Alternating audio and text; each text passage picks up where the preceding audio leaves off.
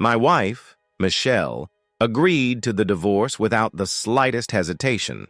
Before I could even process what was happening, the divorce papers arrived at my doorstep while I was on a business trip in Japan. In shock, I immediately dialed her number. "That's right," she replied, coldly. "I'm going to demand a substantial amount of alimony. This is your fault. You were always too busy with work and never paid attention to us." What shook me even more was when my daughter, Emily, chimed in. "Mom's right, Dad. You have to take responsibility." Hearing my beloved daughter take Michelle's side felt like a stab to the heart. "This will make our lives easier," Michelle added, and I could hear a strange sense of satisfaction in her voice. But she had no idea that I had my own plan. I was going to sign the papers as quickly as possible, move to Europe, and leave everything in her name. My name is Michael. I'm 48 years old and work in sales. Right now, I head a department at one of the largest trading agencies in New York. My father was also a salesman, and I followed in his footsteps, dedicating nearly my entire life to this profession. My childhood was spent overseas, allowing me to become fluent in 5 languages. After high school, I moved in with my grandparents and enrolled in one of the most prestigious universities in the country. Following in my father's footsteps, I joined a major trading company, aspiring to build a career as an international salesman. I had several job offers, but I chose this company because of its strong presence in the global market. Despite major economic crises, like the 2008 financial meltdown and the stock market crash, I managed to achieve remarkable success. The recent pandemic had a severe impact on the economy, but things are gradually improving. International business trips have resumed, and as the head of sales, I frequently travel abroad for critical negotiations. "Off on another trip?" Michelle remarked sarcastically as she watched me pack my suitcase. "This one might take a while," I replied calmly. "I trust you'll take care of the house." Michelle simply smirked, turned away, and walked out of the room. After finishing my packing, I headed to the living room for a short break, only to overhear Michelle's irritated voice. "He's making a big show out of packing by himself. So passive-aggressive? Well, it's actually better if he doesn't need our help, does he?" Emily said in a conciliatory tone. I sighed, took a few steps back, cleared my throat, and entered the room. "Oh, Dad, are you all packed?" Emily asked, reaching out to me. Michelle, however, remained silent, sulking as she turned away. "I'm ready to go," I declared. "I have an early flight tomorrow. This trip is going to be a long one." I made myself some coffee and returned to my room. Michelle and I had been sleeping in separate bedrooms for almost 2 decades. She held a higher position than me in the company, working at the front desk. With her striking looks and effortless charm, she was always the center of attention. Men from all departments sought to win her favor. I, on the other hand, was different. Having spent my childhood overseas, I had little experience with women. I preferred the company of my high school and university friends and had never been in a serious relationship. To Michelle, I must have seemed like some naive kid, unworthy of her attention. Yet despite that, I quickly earned a reputation as a promising employee, and soon enough people in the office started noticing me. One day, when I stopped by the front desk, Michelle discreetly handed me a hairpin with her phone number inscribed on it. Most guys would have been thrilled, but I was so immersed in my work that I couldn't understand why the company's star was giving me attention. So I simply ignored her gesture. But later that evening on my way home, she unexpectedly caught up with me and insisted that we go to a restaurant.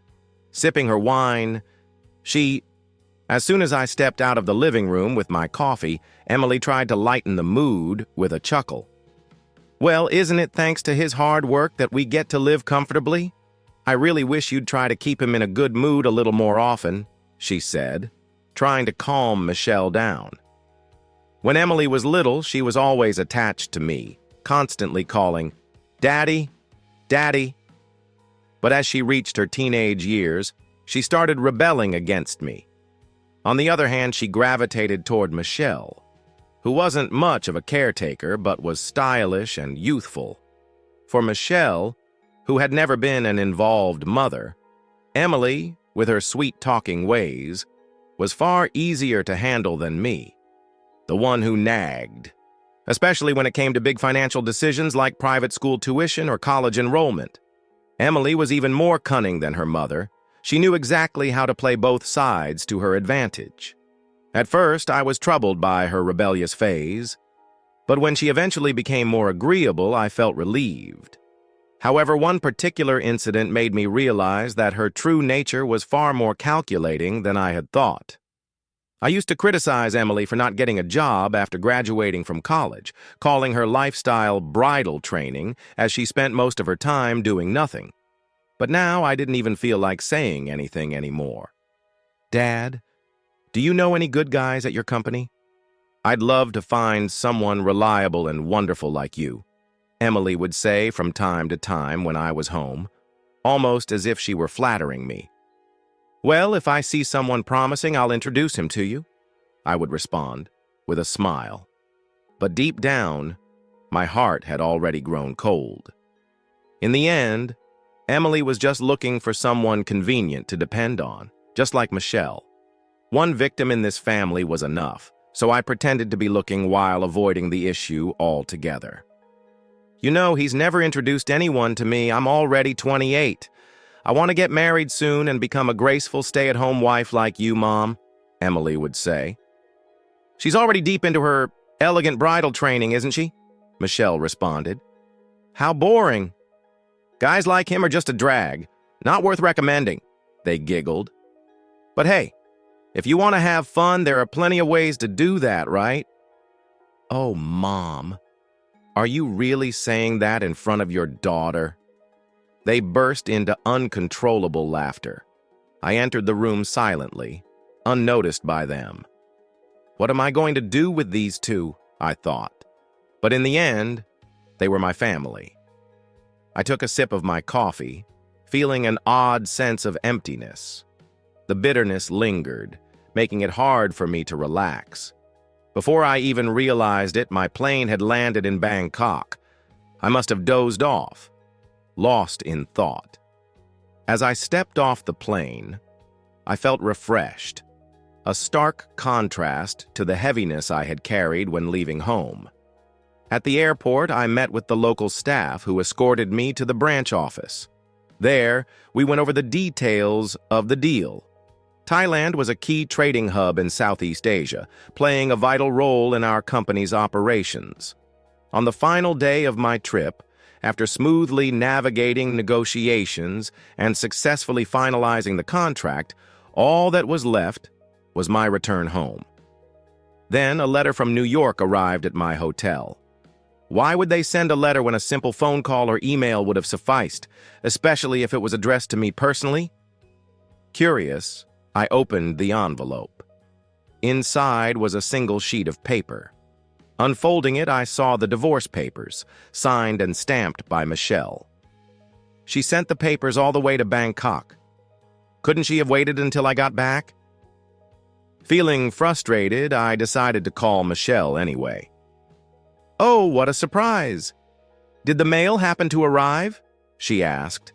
With a tone dripping with satisfaction, Michelle said, "Yes, the letter arrived. The divorce papers."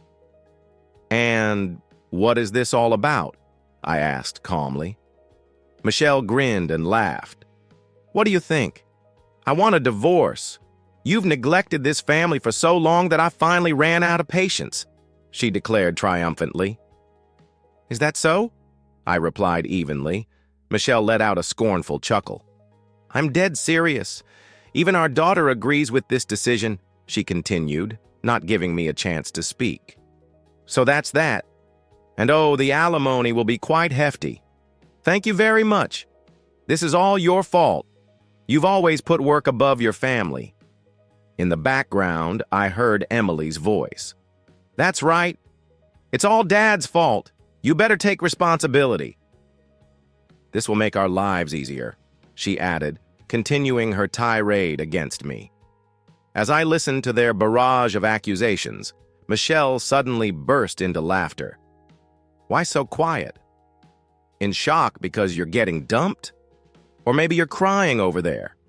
I replied calmly. "Fine. Let's get a divorce. Gee." As soon as I stepped out of the living room with my coffee, Emily tried to lighten the mood with a chuckle. "Well, isn't it thanks to his hard work that we get to live comfortably?" "I really wish you'd try to keep him in a good mood a little more often," she said, trying to calm Michelle down. When Emily was little, she was always attached to me, constantly calling, "Daddy, Daddy." But as she reached her teenage years, she started rebelling against me. On the other hand, she gravitated toward Michelle, who wasn't much of a caretaker but was stylish and youthful. For Michelle, who had never been an involved mother, Emily, with her sweet-talking ways, was far easier to handle than me, the one who nagged, especially when it came to big financial decisions like private school tuition or college enrollment. Emily was even more cunning than her mother. She knew exactly how to play both sides to her advantage. At first, I was troubled by her rebellious phase, but when she eventually became more agreeable, I felt relieved. However, one particular incident made me realize that her true nature was far more calculating than I had thought. I used to criticize Emily for not getting a job after graduating from college, calling her lifestyle bridal training as she spent most of her time doing nothing. But now, I didn't even feel like saying anything anymore. "Dad, do you know any good guys at your company? I'd love to find someone reliable and wonderful like you," Emily would say from time to time when I was home, almost as if she were flattering me. "Well, if I see someone promising, I'll introduce him to you," I would respond with a smile. But deep down, my heart had already grown cold. In the end, Emily was just looking for someone convenient to depend on, just like Michelle. One victim in this family was enough, so I pretended to be looking while avoiding the issue altogether. "You know, he's never introduced anyone to me. I'm already 28. I want to get married soon and become a graceful stay-at-home wife like you, Mom," Emily would say.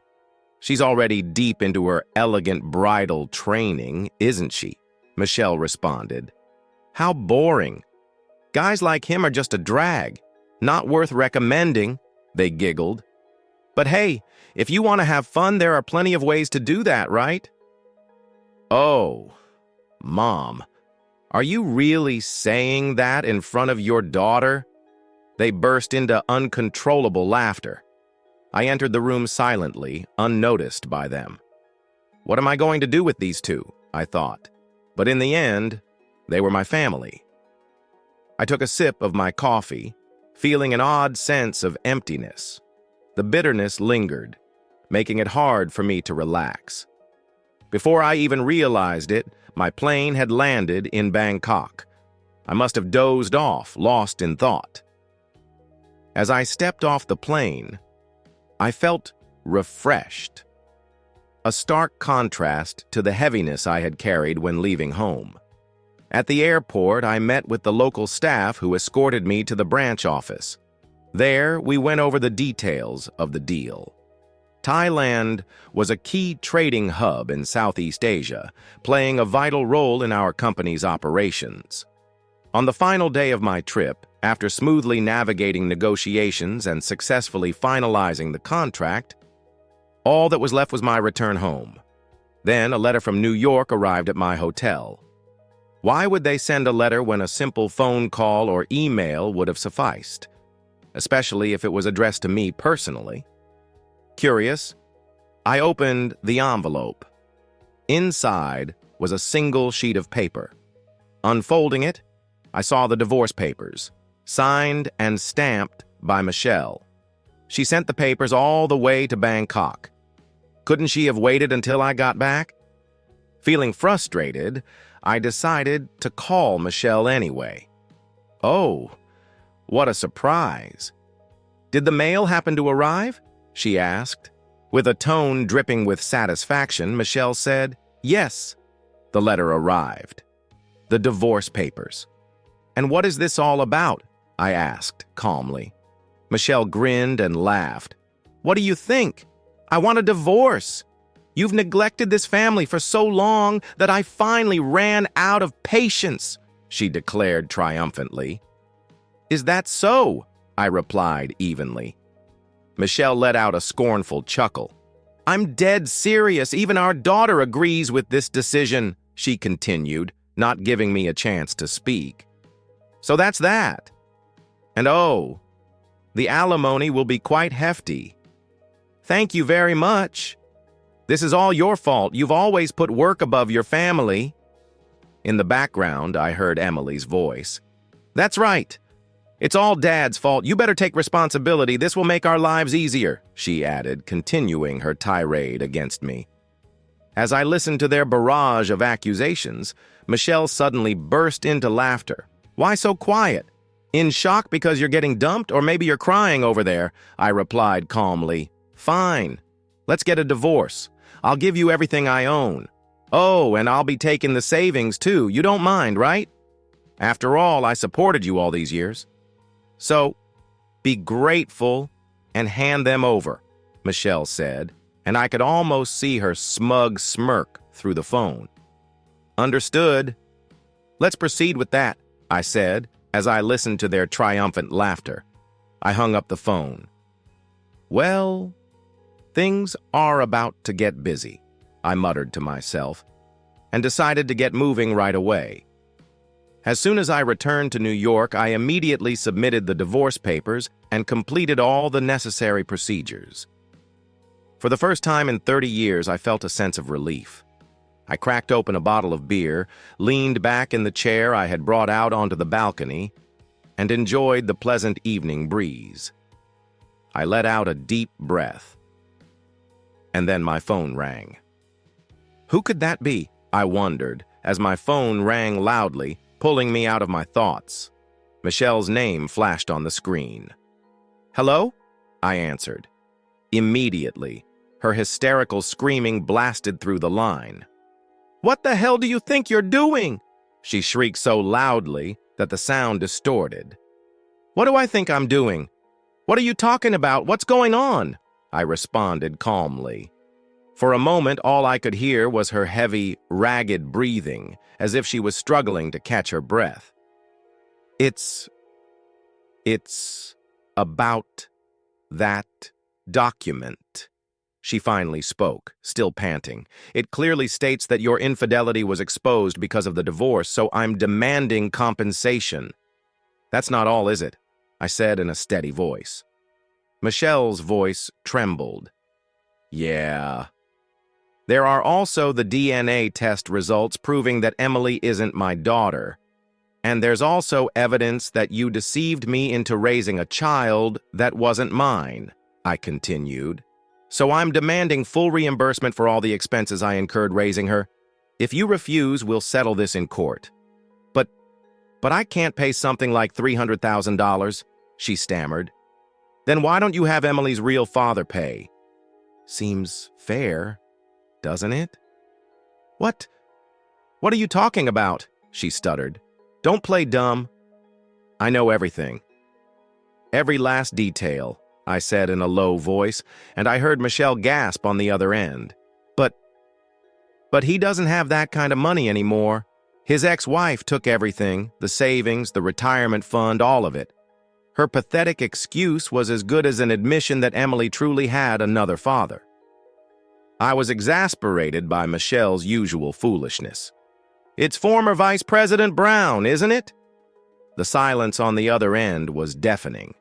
I heard Michelle sharply inhale. I only found out about this recently myself. It was a surprise to me, too. Hard to believe that the man who introduced us and even stood as a witness at our wedding was actually...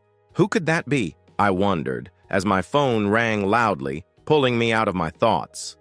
Michelle's name flashed on the screen. "Hello?" I answered. Immediately, her hysterical screaming blasted through the line. "What the hell do you think you're doing?" She shrieked so loudly that the sound distorted. "What do I think I'm doing? What are you talking about? What's going on?" I responded calmly. For a moment, all I could hear was her heavy, ragged breathing, as if she was struggling to catch her breath. It's about that document," she finally spoke, still panting. "It clearly states that your infidelity was exposed because of the divorce, so I'm demanding compensation." "That's not all, is it?" I said in a steady voice. Michelle's voice trembled. "Yeah. There are also the DNA test results proving that Emily isn't my daughter. And there's also evidence that you deceived me into raising a child that wasn't mine," I continued. "So I'm demanding full reimbursement for all the expenses I incurred raising her. If you refuse, we'll settle this in court." But I can't pay something like $300,000, she stammered. "Then why don't you have Emily's real father pay?" "Seems fair, doesn't it?" What are you talking about?" she stuttered. "Don't play dumb." "I know everything. Every last detail," I said in a low voice, and I heard Michelle gasp on the other end. But he doesn't have that kind of money anymore. His ex-wife took everything, the savings, the retirement fund, all of it. Her pathetic excuse was as good as an admission that Emily truly had another father. I was exasperated by Michelle's usual foolishness. "It's former Vice President Brown, isn't it?" The silence on the other end was deafening. I heard Michelle sharply inhale. I only found out about this recently myself. It was a surprise to me, too. Hard to believe that the man who introduced us and even stood as a witness at our wedding was actually, "I'm at home now." "It's harder to find a reason to go out," Brown said. I was confused. Brown had retired last year. So why this sudden familiarity between them? Michelle's tone was so different, completely unlike the distant, indifferent attitude she usually had with me. "How's Emily? Is she doing well?" Michelle asked warmly. "Yeah, she's really into K-pop idols lately. Always making a fuss about going to their concerts," Brown replied. Hearing Emily's name, I couldn't help but listen more closely. "Oh, really? No prospective husbands in sight?" Michelle continued. "Not at all. I keep telling Michael to introduce her to some promising young men, but that incompetent fool can't bring a single decent suitor," she spat out. I flinched. Did she just call me incompetent? Brown chuckled lightly, mocking me as well. Well, that's to be expected of him. He's not the type to think ahead. Raising someone else's child for 30 years without even a hint of suspicion. That just shows how oblivious he is. Someone else's child. That phrase echoed in my mind, sending a wave of panic through me. "It was right after Michael proposed to you, so I let my guard down," Brown continued. "But it's a good thing Michael never doubted it. He truly believed Michael never doubted that she was his daughter." They laughed together, enjoying the moment. "I really want to tell everyone that she's my daughter. My wife and I only had sons, so having a daughter later in life feels special," Brown added. "I'm glad to hear that," Michelle responded. "Emily knows you're her real father and is proud of it." "Oh, really?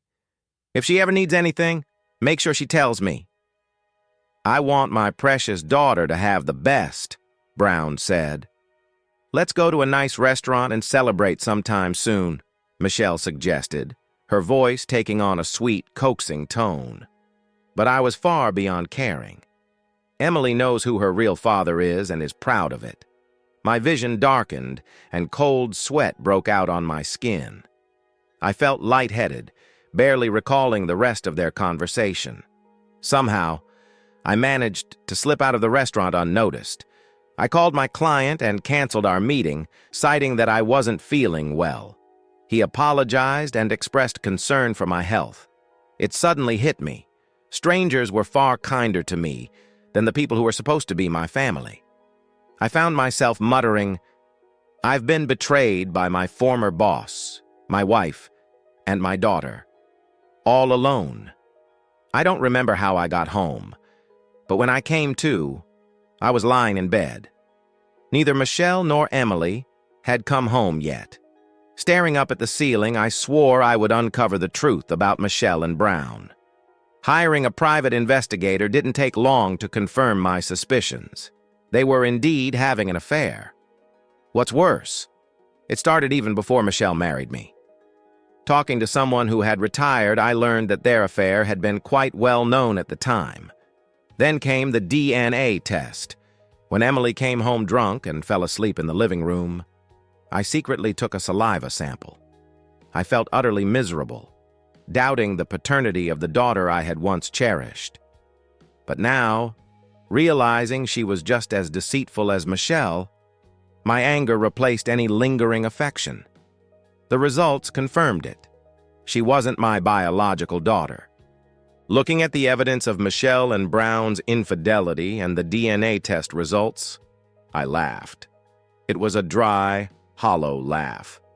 I'll use this evidence to drag them through the mud, I swore to myself. A year passed as I waited for the right moment.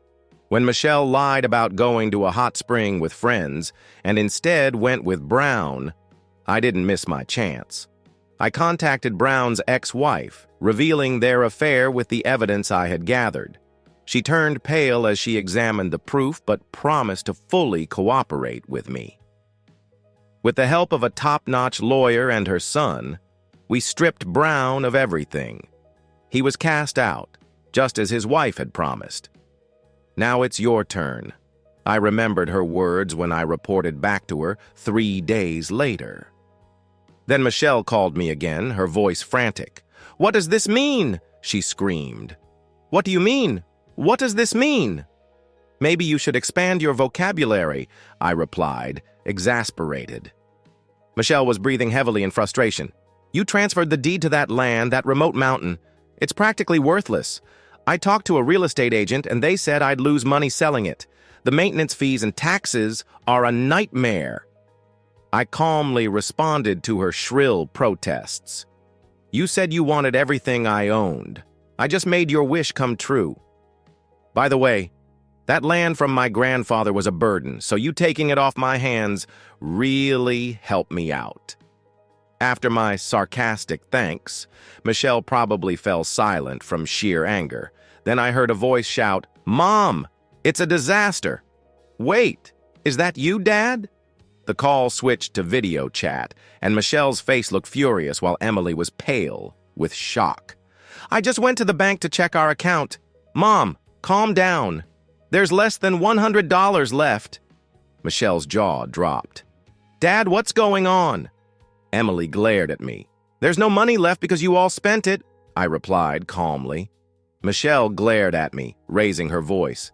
"Take a good look. My paycheck gets deposited, but almost every month, they just disappear. And what about the bonuses? They went straight to your overseas trips, designer bags, and spa treatments. That can't be true." But when Emily looked at the bank statements, her expression said it all. She was dumbfounded.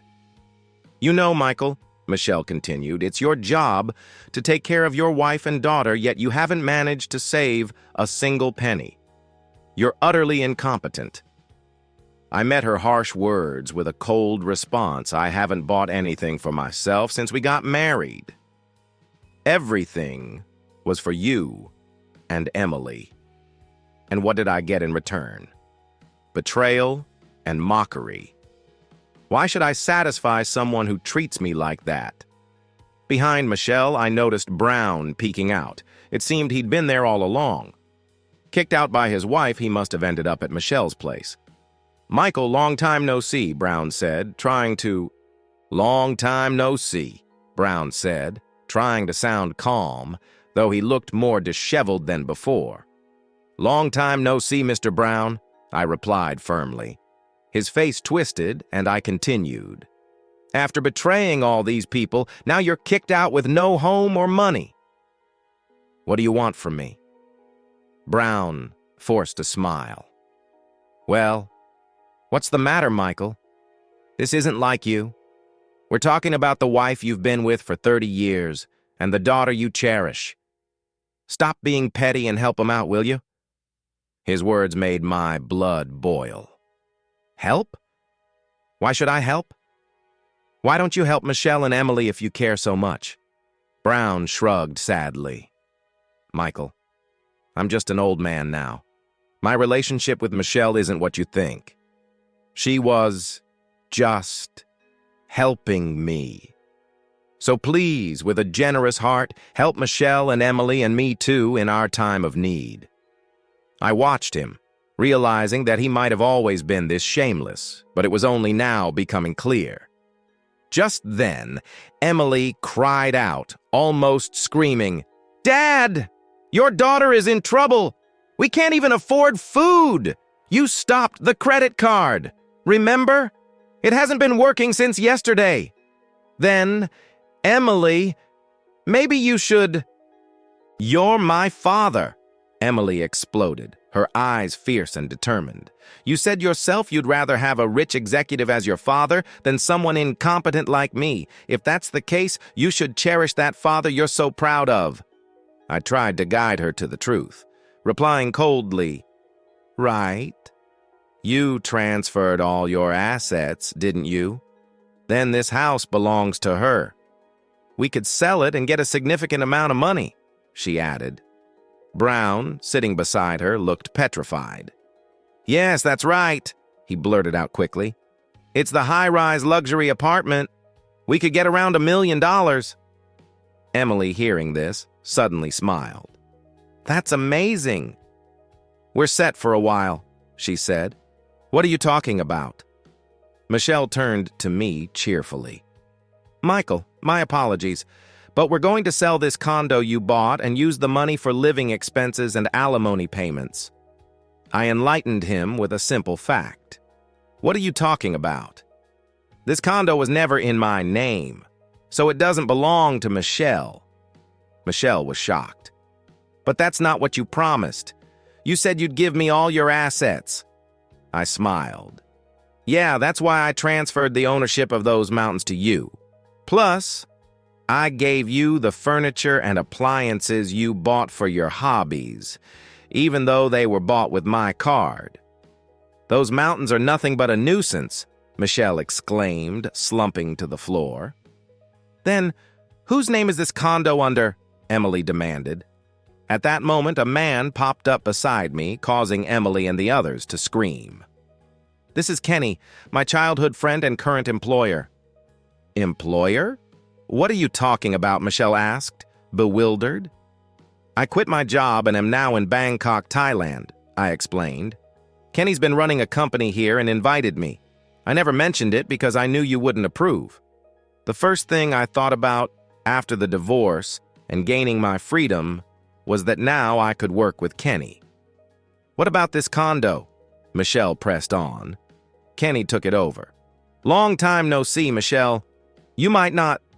Long time no see, Michelle. Do you remember me? We only met at the wedding. I bought this condo as an investment. I didn't want to rent it to just anyone. But when I heard Michael was looking for a place, I told him he could rent it cheaply. I've been saving up to build my dream house after retirement. So that's why the condo is now with Kenny, I added, watching as Michelle and the others looked disappointed, their plans to sell it falling apart. Kenny continued cheerfully. You'll probably hear from the real estate agent soon, but please move out by the end of this month. I rented it to Michael and his family, but now that you're divorced, Michelle, you're a stranger to me. And Emily wasn't really his daughter, so I have no reason to rent it to you. Michelle and the others started shouting at each other, hurling insults. It all stemmed from Mom making Dad angry. I told you to handle it better, I said. It all started when Brown told me to trick Michael into thinking Emily was his child when I got pregnant. If you're going to deceive, at least keep it up until the end. You got caught because You were sloppy, it's your fault. The argument had become more unpleasant and unbearable. If you want to continue this debate, do it later. Pack your things now. I'm ending this call, I stated firmly. The trio glared at me. Then Michelle cried out, Michael, it was all a misunderstanding. It was an error. I only loved you. When I was younger, this man deceived me. Emily was a mistake, and I don't need her anymore. Let's pretend the divorce never happened. I'm a victim too, so let's go back to how things were, please. I was just lonely and foolish. Emily grabbed the phone from Michelle. Dad, you're the only dad I have. You've always taken care of me. Don't listen to Mom. Let's live together. Just the two of us. I'll show you your grandchildren someday. As soon as I stepped out of the living room with my coffee, Emily tried to lighten the mood with a chuckle. Well, isn't it thanks to his hard work that we get to live comfortably? I really wish you'd try to keep him in a good mood a little more often, she said, trying to calm Michelle down. When Emily was little, she was always attached to me, constantly calling, Daddy, Daddy. But as she reached her teenage years, she started rebelling against me. On the other hand, she gravitated toward Michelle, who wasn't much of a caretaker but was stylish and youthful. For Michelle, who had never been an involved mother, Emily, with her sweet-talking ways, was far easier to handle than me, the one who nagged, especially when it came to big financial decisions like private school tuition or college enrollment. Emily was even more cunning than her mother. She knew exactly how to play both sides to her advantage. At first, I was troubled by her rebellious phase, but when she eventually became more agreeable, I felt relieved. However, one particular incident made me realize that her true nature was far more calculating than I had thought. I used to criticize Emily for not getting a job after graduating from college, calling her lifestyle bridal training as she spent most of her time doing nothing. But now, I didn't even feel like saying anything anymore. Dad, do you know any good guys at your company? I'd love to find someone reliable and wonderful like you, Emily would say from time to time when I was home, almost as if she were flattering me. Well, if I see someone promising, I'll introduce him to you, I would respond with a smile. But deep down, my heart had already grown cold. In the end, Emily was just looking for someone convenient to depend on, just like Michelle. One victim in this family was enough, so I pretended to be looking while avoiding the issue altogether. You know, he's never introduced anyone to me. I'm already 28. I want to get married soon and become a graceful stay-at-home wife like you, Mom, Emily would say. She's already deep into her elegant bridal training, isn't she? Michelle responded. How boring. Guys like him are just a drag. Not worth recommending, they giggled. But hey, if you want to have fun, there are plenty of ways to do that, right? Oh, Mom, are you really saying that in front of your daughter? They burst into uncontrollable laughter. I entered the room silently, unnoticed by them. What am I going to do with these two? I thought. But in the end, they were my family. I took a sip of my coffee, feeling an odd sense of emptiness. The bitterness lingered, making it hard for me to relax. Before I even realized it, my plane had landed in Bangkok. I must have dozed off, lost in thought. As I stepped off the plane, I felt refreshed. A stark contrast to the heaviness I had carried when leaving home. At the airport, I met with the local staff who escorted me to the branch office. There, we went over the details of the deal. Thailand was a key trading hub in Southeast Asia, playing a vital role in our company's operations. On the final day of my trip, after smoothly navigating negotiations and successfully finalizing the contract, all that was left was my return home. Then a letter from New York arrived at my hotel. Why would they send a letter when a simple phone call or email would have sufficed? Especially if it was addressed to me personally. Curious, I opened the envelope. Inside was a single sheet of paper. Unfolding it, I saw the divorce papers, signed and stamped by Michelle. She sent the papers all the way to Bangkok. Couldn't she have waited until I got back? Feeling frustrated, I decided to call Michelle anyway. Oh, what a surprise. Did the mail happen to arrive? She asked. With a tone dripping with satisfaction, Michelle said, "Yes." The letter arrived. The divorce papers. "And what is this all about?" I asked calmly. Michelle grinned and laughed. "What do you think? I want a divorce. You've neglected this family for so long that I finally ran out of patience," she declared triumphantly. "Is that so?" I replied evenly. Michelle let out a scornful chuckle. "I'm dead serious. Even our daughter agrees with this decision," she continued, not giving me a chance to speak. "So that's that. And oh, the alimony will be quite hefty. Thank you very much. This is all your fault. You've always put work above your family." In the background, I heard Emily's voice. "That's right. It's all Dad's fault. You better take responsibility. This will make our lives easier," she added, continuing her tirade against me. As I listened to their barrage of accusations, Michelle suddenly burst into laughter. "Why so quiet? In shock because you're getting dumped, or maybe you're crying over there?" I replied calmly. "Fine. Let's get a divorce. I'll give you everything I own. Oh, and I'll be taking the savings too. You don't mind, right? After all, I supported you all these years. So, be grateful and hand them over," Michelle said, and I could almost see her smug smirk through the phone. "Understood. Let's proceed with that," I said, as I listened to their triumphant laughter. I hung up the phone. "Well, things are about to get busy," I muttered to myself, and decided to get moving right away. As soon as I returned to New York, I immediately submitted the divorce papers and completed all the necessary procedures. For the first time in 30 years, I felt a sense of relief. I cracked open a bottle of beer, leaned back in the chair I had brought out onto the balcony, and enjoyed the pleasant evening breeze. I let out a deep breath. And then my phone rang. The real estate agent's directive had compelled Michelle and her companions to vacate the condo, despite their efforts to stay. Unfortunately, her family had refused to shelter them, leaving them to wander between internet cafes.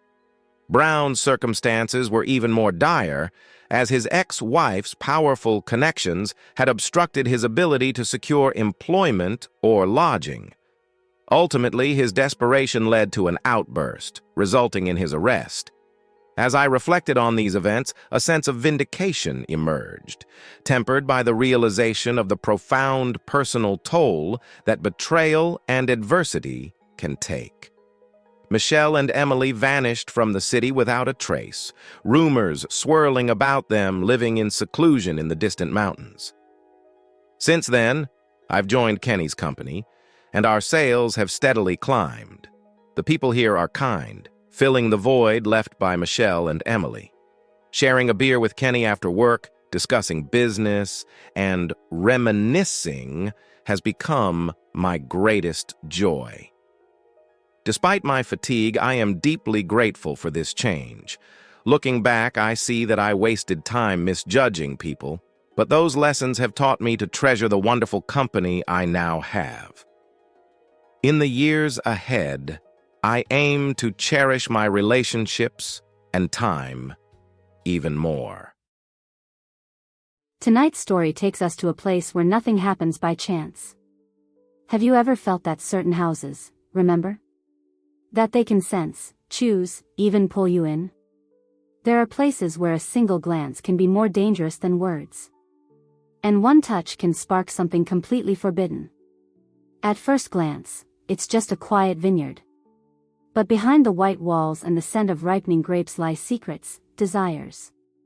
And a choice you can't run from. She came here for a break. To help her aunt. To find herself. Instead, she found something else, something that changed everything. two men pulling her in opposite directions. A woman with rules of her own. And a truth you'll only understand at the very end. So, are you intrigued? Then let's begin. The moment I stepped off the bus, a hot gust of wind hit my face, as if the valley itself was testing whether I could handle it. Rows of vineyards stretched endlessly across the hills, and on the slope above stood a house, not just any house, but a weathered Tuscan-style estate with pale yellow stucco, terracotta tiles, and a wrought iron gate overgrown with jasmine. I stared at it, and something stirred deep inside me, a strange, aching feeling I couldn't explain. Waiting for me was Aunt Margaret, a distant relative I barely knew until I moved to the States. She had invited me to spend the summer at her vineyard in Napa Valley. Fresh air, real work, and no city noise, she'd promised in her letter. And now here I was, with $20 in my pocket and a suitcase packed more with questions than clothes. The gates creaked open, and I saw her walking down the path, tall, poised, dressed in a flowing cream linen dress, a glass of wine in hand. Her skin was bronzed, her hair a deep shade of amber. She smiled, but her eyes were wary. "Claire," she said, almost sing-song. "Welcome." We hugged, briefly, formally. Then she tilted her head towards someone behind me. I turned. A man stood by a parked car, broad-shouldered, sharp features, short blonde hair, and eyes the color of wet stone. "This is Patrick, the vineyard manager," she said. "He's in charge when I'm not around." Patrick nodded without a word and extended his hand. I shook it, feeling the weight of his gaze, observant, unreadable. It unsettled me. "Your room's upstairs," Margaret said. "You'll meet the guys later. Dinner's at 8. And Claire," she smirked, "if the house feels like it's breathing at night, it is." I thought she was joking. But her voice held no trace of humor. My room was spacious, with high ceilings and antique furniture. The old wooden floors creaked underfoot. The window overlooked the vineyard, and near it sat a chair by the fireplace. The sheets on the bed were fresh, smelling of lavender, and something else I couldn't name, something that clung to the skin. After changing, I headed downstairs. Two men were sitting on the porch. One of them stood up first, sun-kissed skin, a bit of scruff, and a mischievous look in his eyes. "I'm Ryan," he said, offering his hand. His voice was rough but kind. "Welcome to our little slice of hell." "And that's Nathan," he added, nodding toward the second man. Nathan didn't move. He lounged in a chair, arms draped over the sides, eyes fixed on me like he already knew something I hadn't told anyone. Black wavy hair, pale skin that seemed to glow in the moonlight, and those eyes, calm, almost lazy, yet full of something unsettling. "Nice to meet you," he said at last. His voice was soft, but it sent a chill down my spine. At dinner, I barely spoke. They joked, drank, shared stories like an old crew reunited. I felt like an outsider, but not excluded. More like I was being slowly woven in. Carefully. Deliberately. Like a thread into a centuries-old tapestry. Later, I stepped out onto the balcony. The moon hung low over the valley, stars closer than I'd ever seen.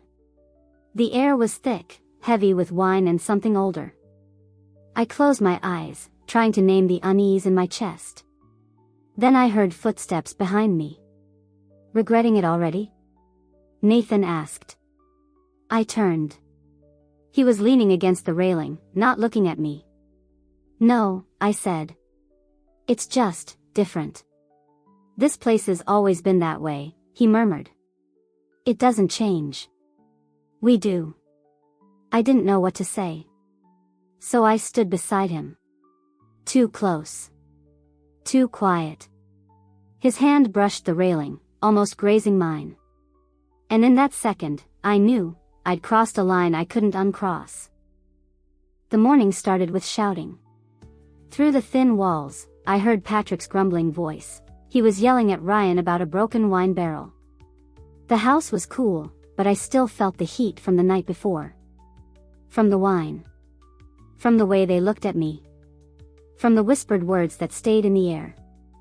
Nathan. I couldn't get him out of my head. It was like he had slipped inside and decided to stay there, quietly. Margaret was in the kitchen, barefoot, wearing a long white nightgown that felt more like a costume than sleepwear. Her hair was loose, slightly damp. Around her neck hung a delicate chain I hadn't noticed before, a small pendant shaped like a vine twisted into a circle. Didn't sleep well? She asked, not even turning around. Barely. You'll get used to it. Dreams come later, in this place. I didn't ask what she meant. I just grabbed a cup of coffee and stepped out onto the porch. The men were already working in the vineyard. Ryan, in a soaked tank top, moved between the rows like he was wrestling the vines instead of harvesting them. His motions were loud, erratic, full of energy. Nathan was different. He worked slowly, deliberately, like he was performing a ritual. He didn't notice me at first, but when our eyes finally met, he didn't look away.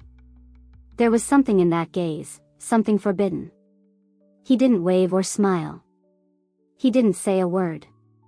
He just watched. And I couldn't stop watching back. Later, Ryan knocked on my door. He was wearing a half-buttoned shirt, his chest slightly exposed. He tossed me a pair of gloves. Come on. You're learning how to pick grapes today. What about Nathan? He's got other things to do, he muttered. Ryan worked loudly, talking, teasing, getting too close. He leaned in often, correcting my hands like I was helpless. His fingers lingered longer than necessary. He smelled like tobacco, sun, and something warm.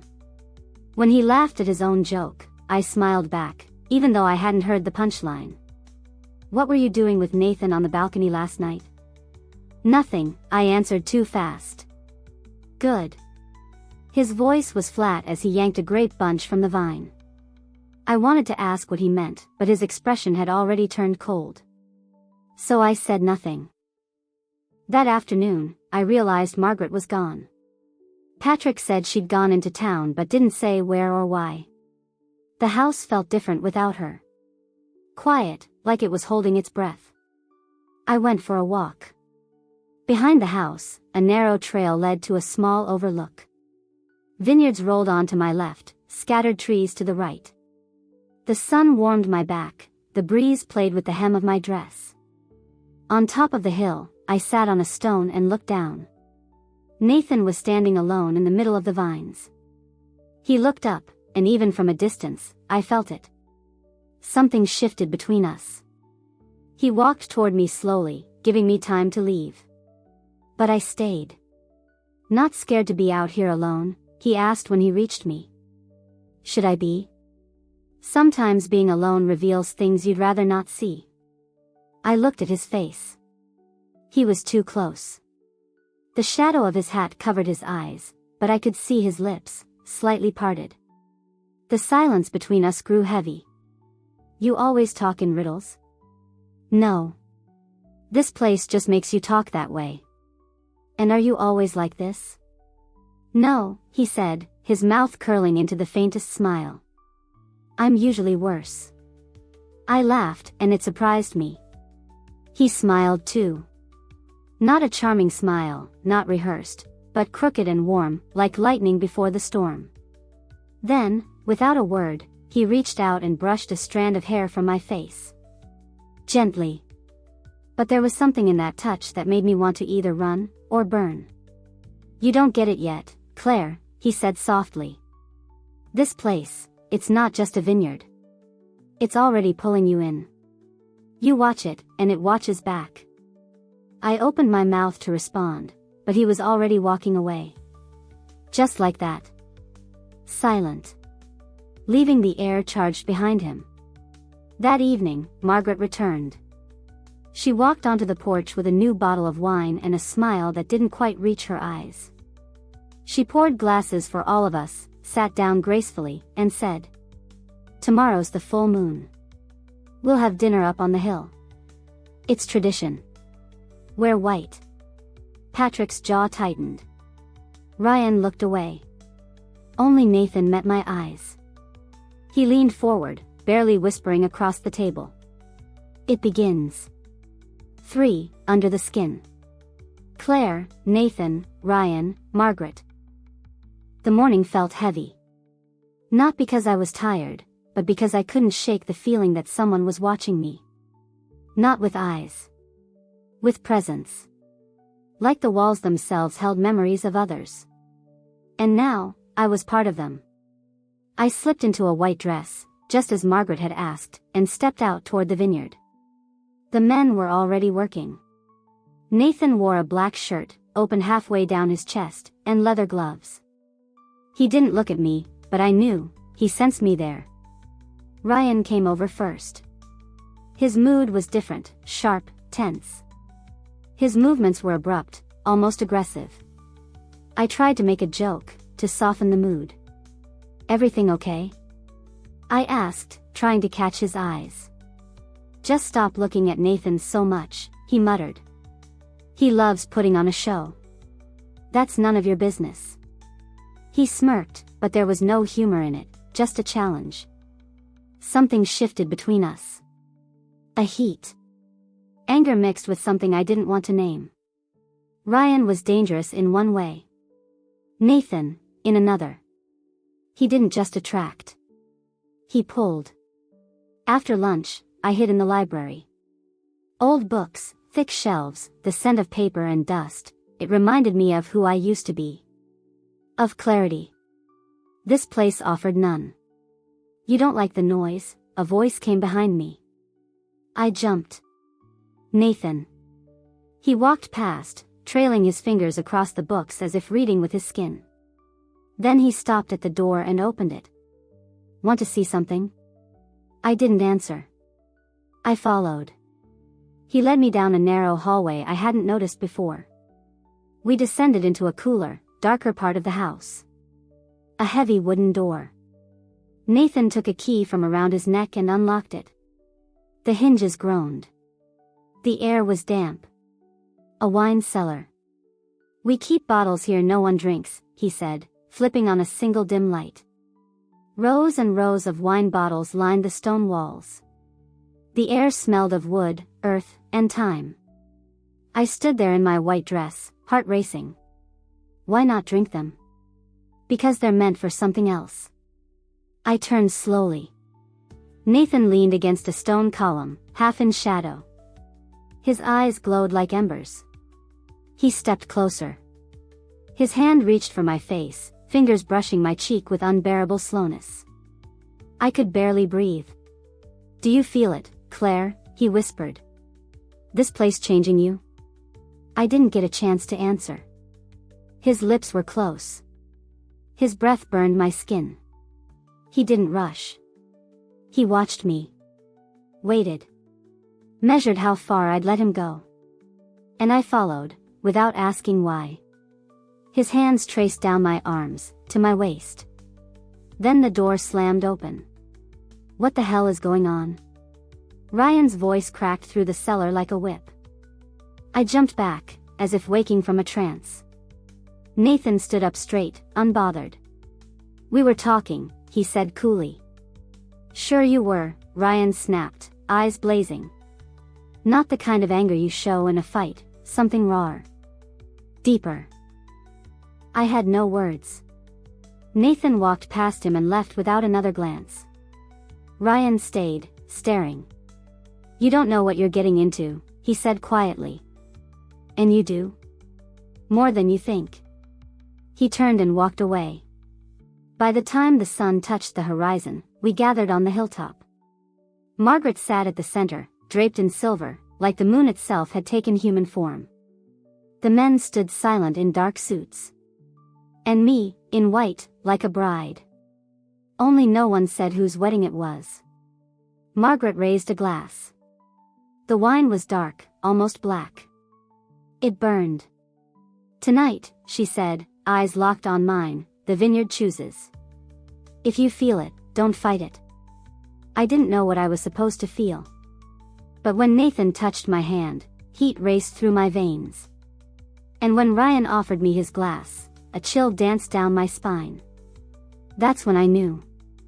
I was standing between them. And none of us would leave this game unchanged. The heat was unbearable. The air was thick, heavy, like it was soaked in ripe grapes and tension. Even the shade beneath the trees offered no relief. The vineyard smelled of fruit, soil, and sweat. I worked in a thin button-up shirt that clung to my skin. My hands were raw from the vines, my eyes stung from the sun and salt. But I didn't stop. I needed to prove I wasn't just a guest here. That I belonged. Ryan appeared without warning. He leaned against an old utility pole, cigarette in hand.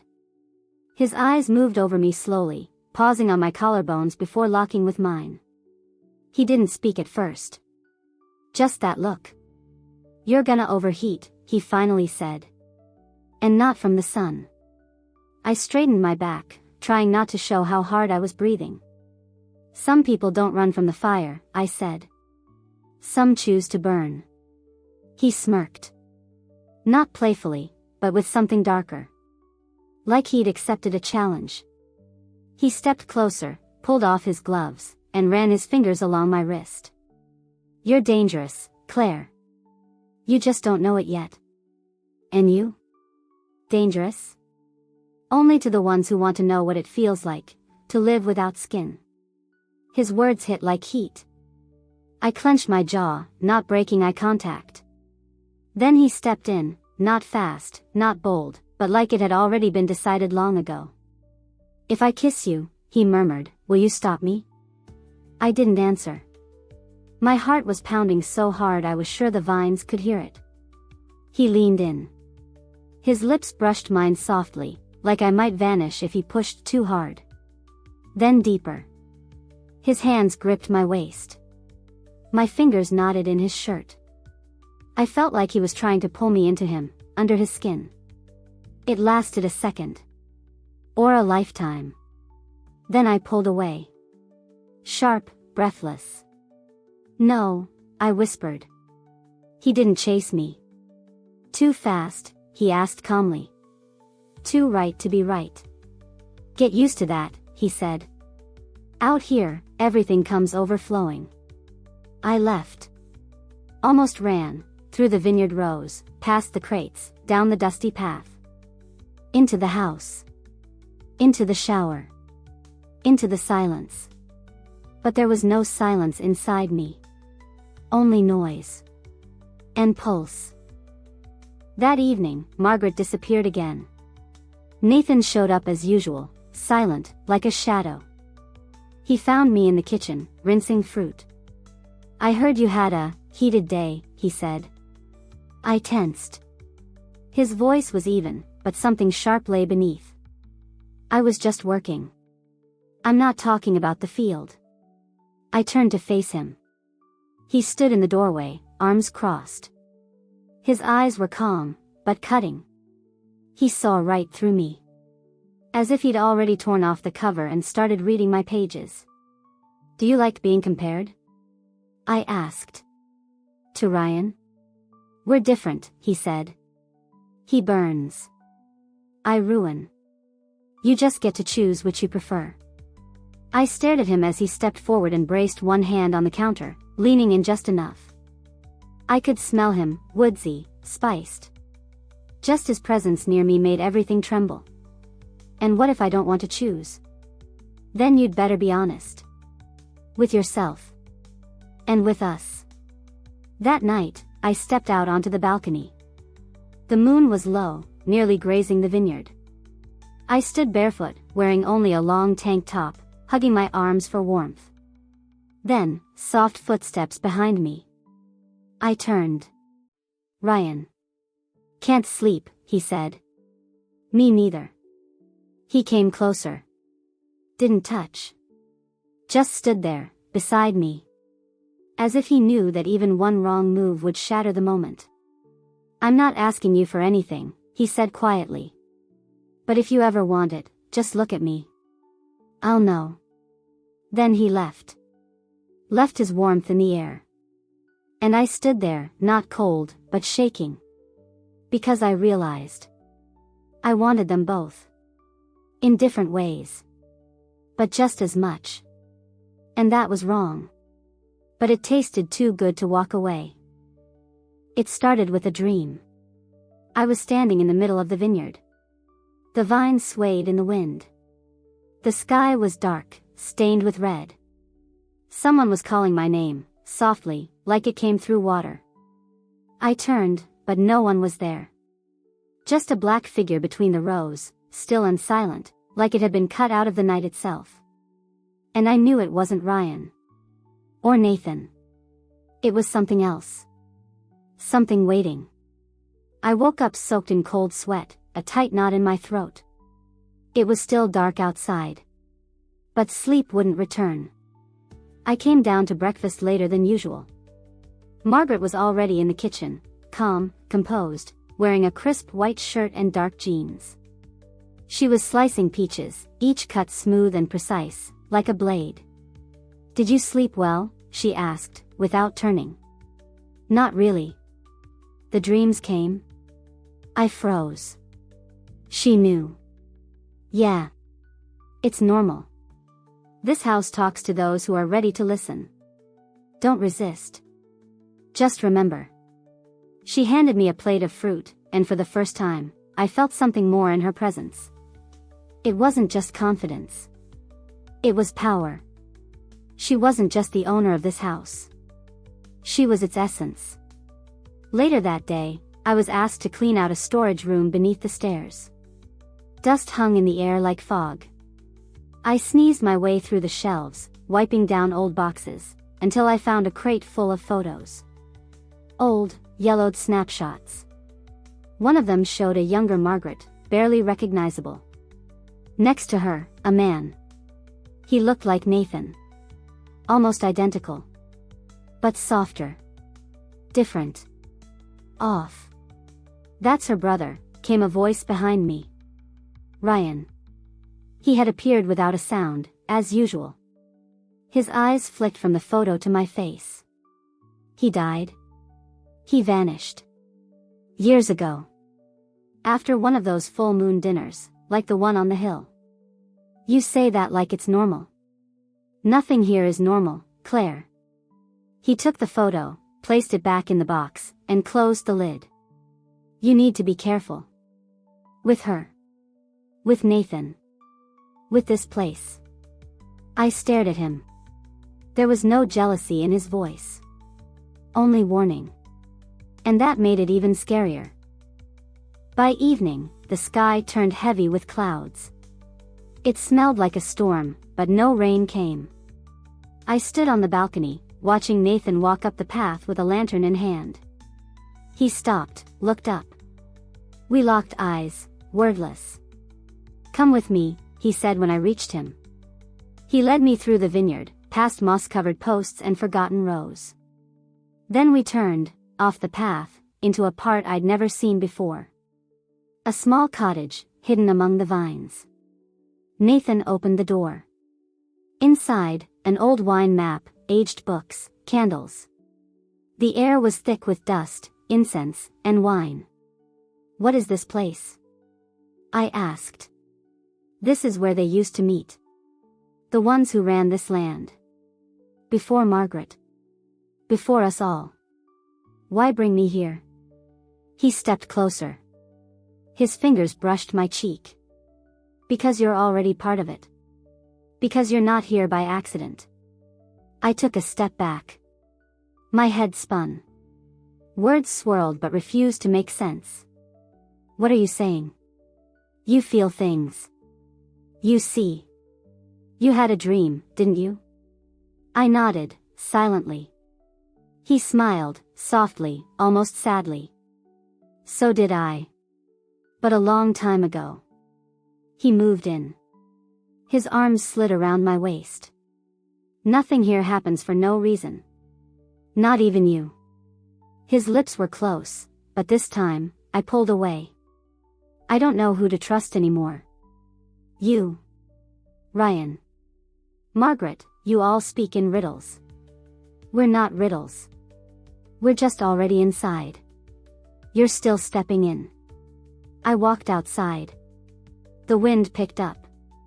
Leaves spun like dancers in a storm. And then I heard it. A voice. Margaret's voice, from the house. She was singing. Low. In a language I didn't understand. It sounded like a spell. Or a plea. But I didn't know who it was for. That night, I dreamed again. But this time, I wasn't alone.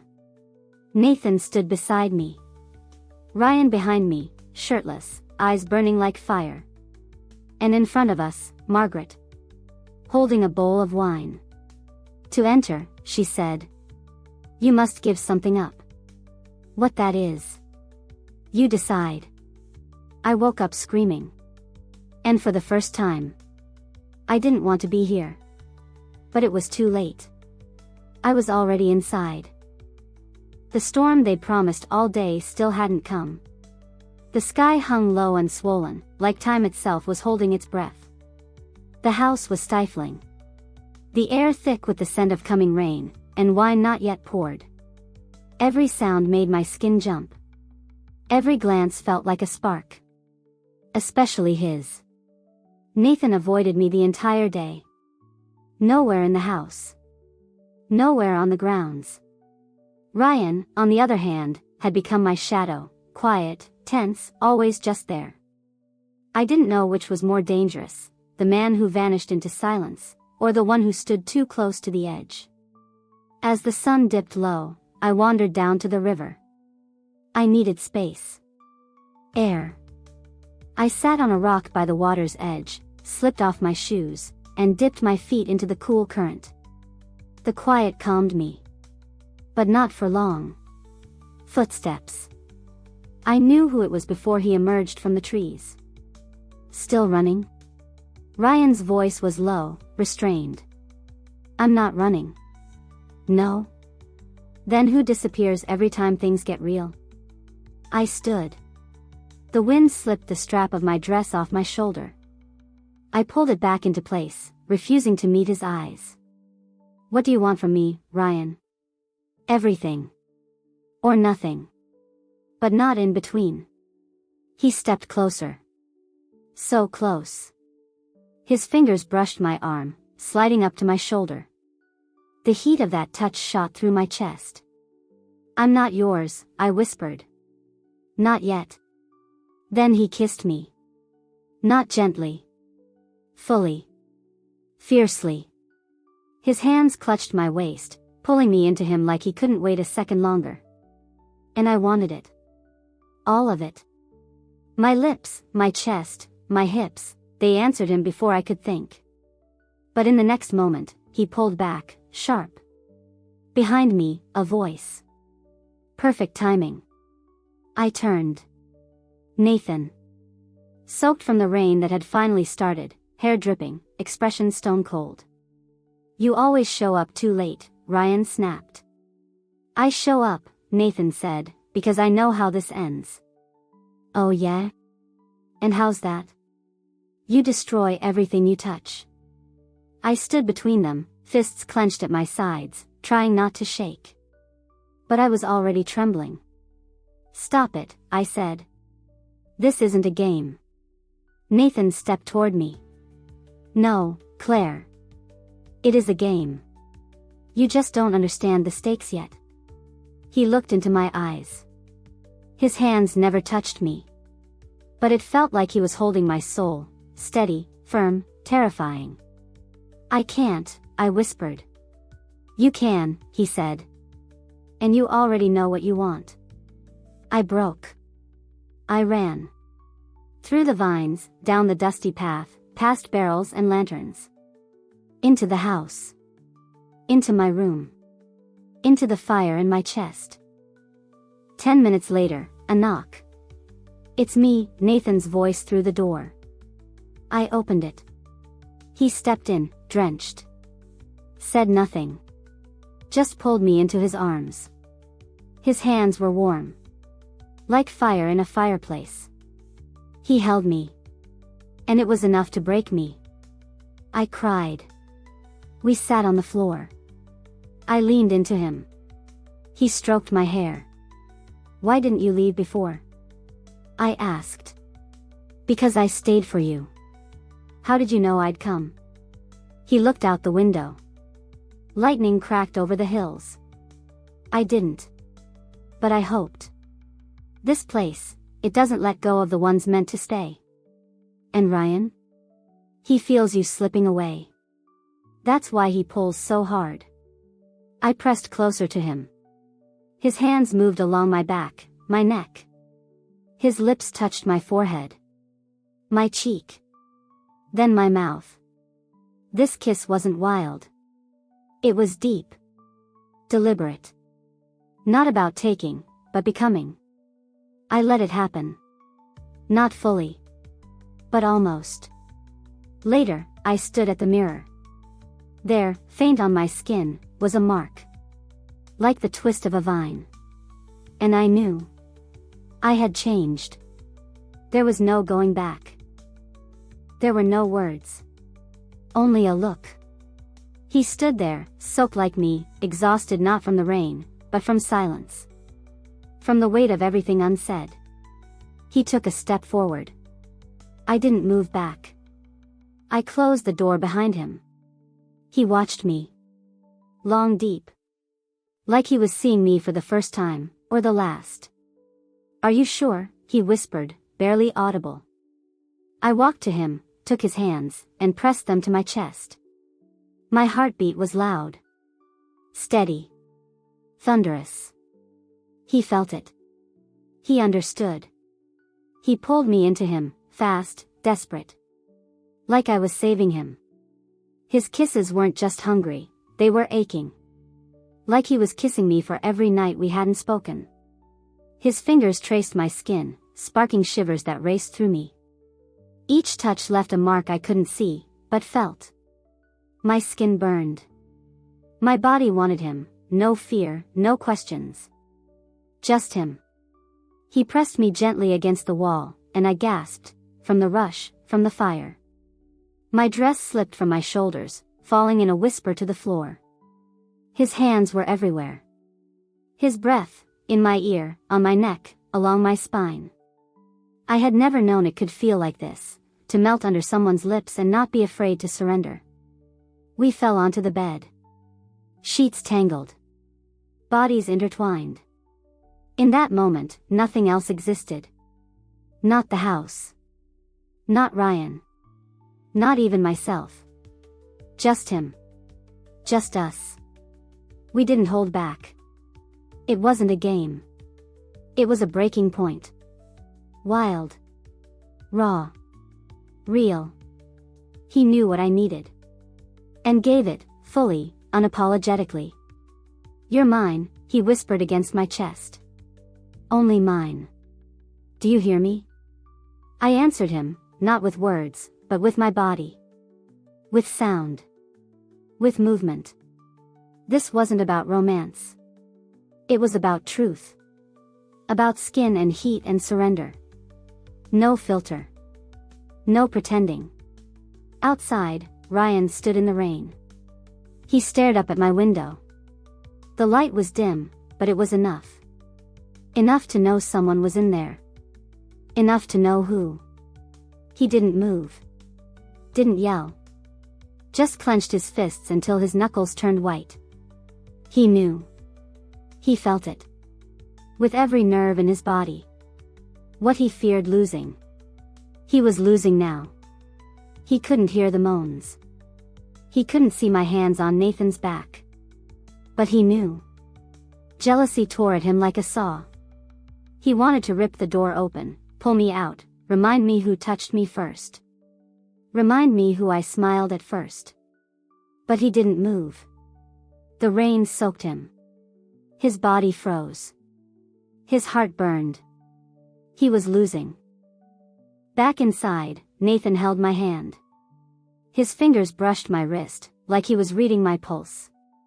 Now you know, he whispered. I nodded. And whispered back. Now I feel it. The night was long. We didn't sleep. We couldn't. Again and again, we found each other in the heat. Like it might be the last time. We gave everything. No shame. No hesitation. By morning, Nathan was asleep, arms wrapped around my waist. And I lay there, eyes wide open, staring at the ceiling. Too many feelings. Too much of everything. And one terrible question. What if Ryan never forgives me? The morning after the storm felt strange. The air was fresh, but heavy. Like the vineyard had taken a deeper breath than ever before. Everything was quiet. Unnaturally so. No birds. No voices. Just silence. I stood on the balcony with a cup of strong coffee, still feeling the echoes of the night before. Nathan had left me, like he always did. Silent. But this time, something had changed. He'd either taken something from me, or left something behind. I went down to the kitchen. Margaret was there, waiting. In a white robe, damp hair hanging loose, like a statue just waking from a dream. "Today's your day," she said. "Day for what?" She turned to me. There was softness in her eyes. And something like sadness. "The day you find out the truth. And decide if you're ready to live with it." I didn't ask what she meant. I just followed her. We walked back to the hill. The same one where the full moon dinner had been held. Now, a circle of stones stood at the top. In the center, a wine bowl. "When I was young," Margaret began, "I made a choice to stay. To give myself to this place. To its spirit. It asks a lot. But it gives back. Eventually. If you're willing." "Why me?" "Because you feel. You see. You know. You're not just my niece, Claire. You're connected to this place. By blood. Mine. And his. His?" She touched the rim of the bowl with her fingertips. "Nathan. He's not what he seems. He was part of my life long before you ever came. And he'll still be here, even if you leave. But he chose you. And that changes everything." I stepped back. My mind swirled. "And Ryan?" "Ryan came here to forget. Instead, he found you. He loves you through his pain. Nathan, through his shadows. And you?" Margaret smiled. Her eyes shimmered strangely. "I'm the gatekeeper. I don't interfere. I only open the door." I went back to the house. Nathan was waiting in my room. Standing by the window. He didn't turn when I entered. "You spoke to her?" he asked. "Yes. And what do you feel?" "That none of this makes sense. But it's mine." He turned. His eyes were calm now. Almost peaceful. "I'm not asking you to stay. I just want you to know, I'm not the same man I was. Because of you."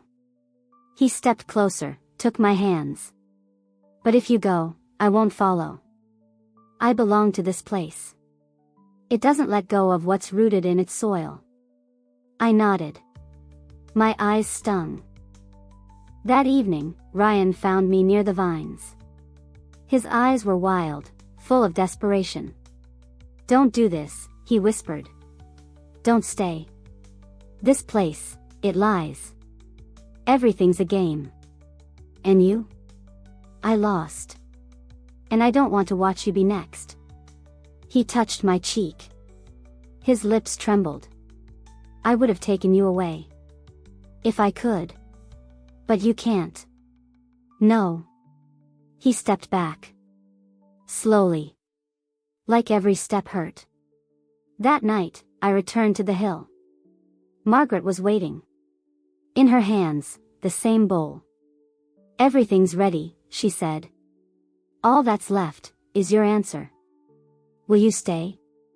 I looked down at the wine. The moon reflected in its surface. My heart pounded in my chest. I felt Nathan nearby. I knew Ryan still carried my name inside him. I closed my eyes. "I'll stay." Margaret nodded. She lifted the bowl. I drank. And in that moment, the world changed. Like a curtain dropped. And for the first time, I saw everything as it truly was. Now, I write these words in my room. Morning has come. Outside, the vineyard. Nathan sleeps beside me. Ryan left in the night. And Margaret? Gone again. As always. I'm staying. Not because I have to. But because this is home. With all its shadows, its smells, its desire, its lies. I'm part of it now. Would you have stayed? And so, the story comes to an end. But the questions. They will echo in her mind for a long time. And what about you? Would you stay in a place where every touch is a temptation? And every feeling is like wine, intoxicating and dangerous? Could you choose between the one who burns, and the one who breaks? Would you give yourself to a house that asks for everything, but gives something deeper in return? Tell me in the comments. What choice would you have made? Nathan? Ryan, or would you have walked away? Subscribe to the channel if you love stories where passion, mystery, and raw emotion hold on tight, all the way to the final breath. More is coming. Bolder. More personal. More real. See you soon. Sometimes, the truth can be more terrifying than any lie. For 25 years, she kept this secret, trying to forget, pretending it never happened. But one day, everything changed. One word, one confession, and her entire life collapsed in an instant. Why did she stay silent for so long? What secret was she hiding? And most importantly, what will be the consequences for her and those around her? Stay until the end of the story, and you'll discover how a single secret can destroy everything. I have always known that my husband had his secrets, but what I discovered many years ago surpassed all my expectations. He was not just cheating on me. He was trying to erase me from our future daughter's life by replacing my eggs with the genetic material of his ideal woman before the IVF procedure. I did not throw a scene. I did not scream. I did not break down in tears. I simply changed the game in silence. I put everything back in its place, and while I was at it, I replaced his sperm with the DNA of the only man who was truly meant to be my child's father. 25 years later, when I thought the ghosts of the past had finally been left behind, a woman stormed into our house, crying and filling the air with hysterical screams. "Darling, I am your real mother." Isabel had just returned home from a long medical project abroad. She had not even fully stepped inside the house when she found herself at the center of a drama worthy of a Hollywood script. The living room was packed. Distant relatives we had not seen in years had gathered as if for an important ceremony.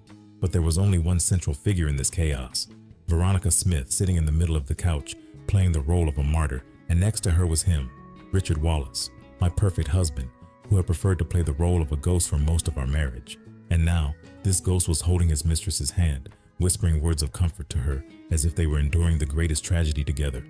I frowned, placed my suitcase on the floor and looked straight at him. "What's the celebration? Why are there so many people here?" Isabel stepped beside me, crossing her arms over her chest. Her gaze landed on Veronica with an expression of undeniable disgust. She already knew exactly who this woman was. Miriam Wallace, my mother-in-law, sat in the center of the room, her eyes darting back and forth. She looked confused, as if she did not know which side she should be on. Before Richard could open his mouth, Veronica jumped to her feet, rushed toward Isabel, and bursting into tears cried out, "Darling, I am your real mother." Isabel did not move. She simply stepped aside gracefully, avoiding Veronica's touch as if she were something dirty. Her voice came out clear, cold, and emotionless. "My mother's name is Lauren Brooks." A wave of pride surged through me. That was my girl. I took her hand, letting her know she was not alone. Then slowly I raised my other hand and slapped Veronica across the face with all my strength. The sharp sound of the impact echoed through the room. Veronica froze, her mouth slightly open in silent shock. "Do not dare to come into my house and put on this circus," I said in an icy tone, my gaze sharper than a blade. Richard jumped to his feet, immediately grabbing Veronica by the shoulders to help her up. Then he pointed a furious finger at me and roared, "Lauren, have you completely lost your mind? How dare you hit Veronica?" Richard roared so loudly that the walls of the mansion seemed to tremble. His face contorted with rage and his eyes shot daggers. He took a step forward and without hesitation raised his hand, ready to strike me. But before he could even touch me, the sharp sound of a slap echoed through the room. It was Isabel. You dare raise your hand against my mother? Her voice was calm, but there was such authority in it that the entire room froze. Richard stood still as if someone had pressed pause. His hand remained suspended in midair, and his face held an expression of rage mixed with utter shock. But this man never backed down so easily. He clenched his jaw and now, with a fresh wave of fury, raised his hand again, this time to strike Isabel. I barely had time to inhale when suddenly Veronica lunged forward, clutching his arm, her face streaked with tears. "Richard, no, please don't." Her voice trembled and her face twisted in theatrical agony, but I knew her too well. Her performance was worthy of an Oscar, yet to me, it looked pathetic. Richard, momentarily thrown off by her sudden display of maternal concern, lowered his hand, but his gaze, still full of rage, was now locked onto Isabel. "If it weren't for your real mother, I would have already taught you a lesson," he hissed. Isabel let out a cold, sharp laugh, her eyes flashing with defiance. "Oh, really? I'd love to see you try." Her voice was like ice, her gaze sharp and piercing. It was my gaze. At that moment, I saw myself in her. Suddenly, a low cough broke the heavy silence. "Everyone, calm down," a deep, authoritative voice commanded. The room fell silent. All eyes turned toward the person who had remained in the shadows until now. Miriam Wallace rose from her seat. Despite her age, her posture was regal, and her voice carried an undeniable authority. She fixed her gaze on her son, studying him for a long moment. "Richard, explain to me what is going on here. Why have you gathered all these people?" Richard took a deep breath as if gathering courage. Then, without looking away from me or Isabel, he wrapped his arm around Veronica's shoulders, displaying his so-called deep love for her. "I have an important announcement to make today," he said, pausing dramatically. Slowly, he scanned the entire room. I watched him in silence, though inside I was burning. What kind of performance is he about to put on this time? But his next words hit the room like a bomb. "Isabel is not Lauren's biological daughter." His voice was low, but the impact was deafening. Gasps filled the room. A chorus of whispers erupted. Isabel's head snapped toward me, her eyes wide with shock. I did not let her speak. I simply locked eyes with her, and with the slightest motion of my hand gave her a silent message. "Stay calm. This fight is far from over." The relatives around us began whispering, like a pack of sharks that had smelled blood. A nervous tension filled the air. They were eager to witness this family spectacle unfold, and then Richard opened his mouth. "Lauren, understand, I never wanted to hurt you. It's just that your eggs weren't good enough, so I replaced them with Veronica's." He said it as if he was the hero of his own story. I stared at him, and rage boiled inside me. This man, this deceitful, calculating man, was now trying to paint me as the villain in his own betrayal. Richard slowly looked me up and down, his gaze filled with triumphant malice, as if he was expecting me to break down, to scream, to throw something, as if he was waiting for the moment I would lose control. He enjoyed his luxurious life, but he had miscalculated one thing. I didn't marry him for love. I married him to secure my position as a Wallace and take control of the Wallace Group. I shrugged, as if discussing the weather.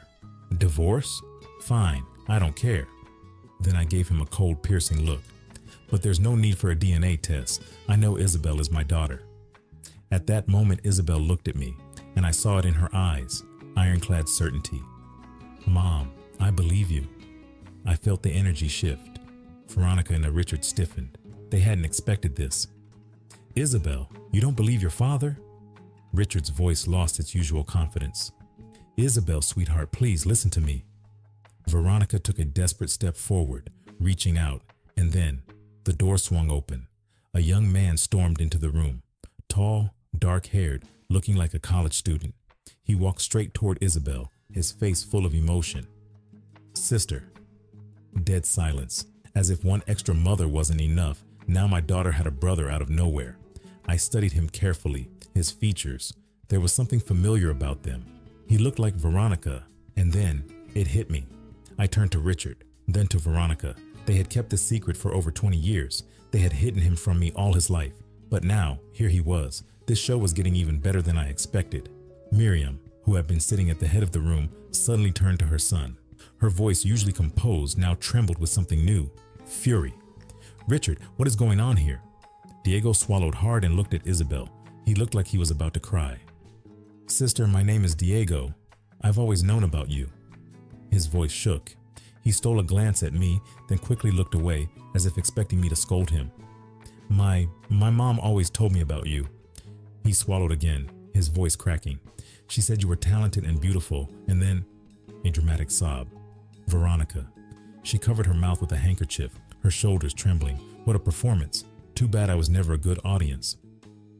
Isabel, sweetheart daughter, I have missed you so much all these years. Veronica's voice trembled as she lifted her tear-filled eyes toward her. She looked as if she had suffered the greatest injustice. Daniel always wanted to meet you too. Daniel quickly nodded, playing along with his mother's act. It's true, sister, he added enthusiastically. I even enrolled in your school just to be closer to you. He pulled a stack of photographs from his pocket and handed them to Isabel with an almost sacred reverence, as if he were giving her something more than just pictures. These are your photos. I took them in secret. Isabel took the pictures and began flipping through them.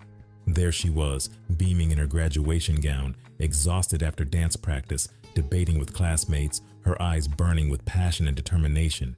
A shiver ran down her spine. Years of being watched, photographed in secret. Her grip tightened around the photos as she slowly lifted her gaze to Daniel. He was smiling, as if he had no idea how incredibly disturbing this was.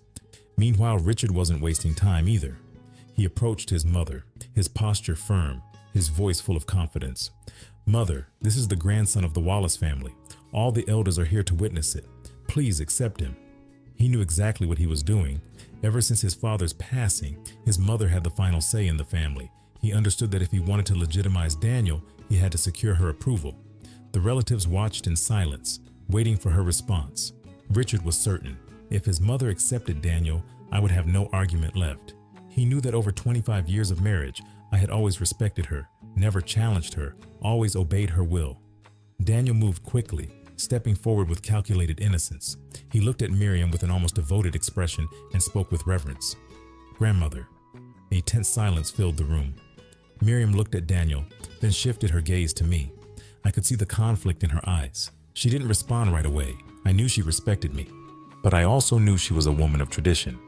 I refused to let her be put in a difficult position, so I spoke first. Richard, you're trying to legitimize your illegitimate son so he can inherit the Wallace family business, aren't you? My voice was calm, but every word was a blade. So why involve Isabel? The room froze.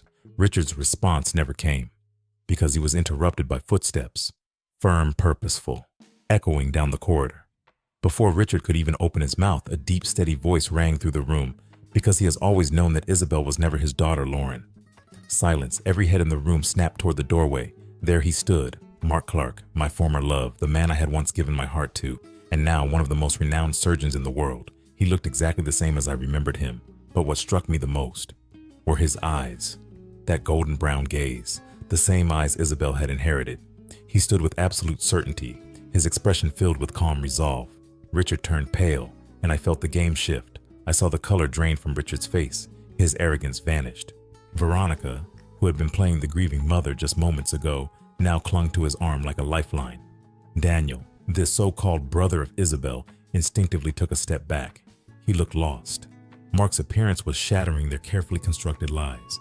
Miriam Wallace, who had remained silent until now, leaned forward in her chair. Her piercing gaze moved over each of us. She had always been a woman who could see through people, and now, in her eyes, I saw what I already knew. In her mind, everything was finally coming together. She was starting to understand the truth. Richard swallowed hard, his voice trembling.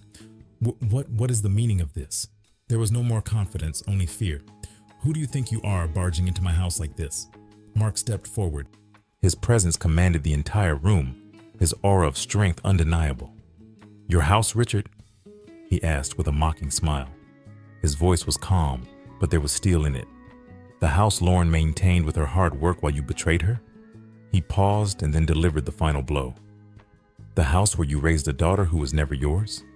A heavy silence filled the room, the kind of silence where you can hear a man's world collapsing. Isabel stepped forward. She had been watching everything in silence, but now, in her golden brown eyes, I saw fear, realization, understanding. She looked at me, she looked at Mark, and I saw, piece by piece, the puzzle finally coming together in her mind. Mom. Her voice was barely above a whisper, trembling. What is happening?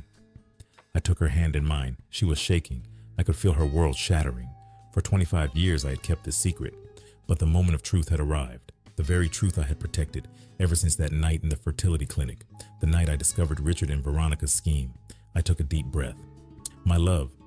I tried to keep my voice steady, but emotion tightened around my throat.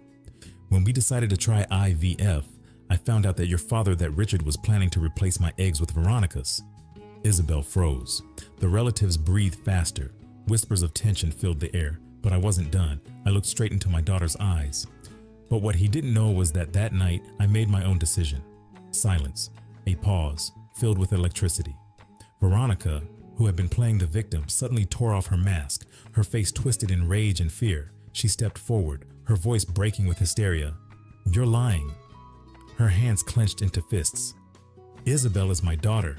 She was practically screaming. "My eggs, my blood."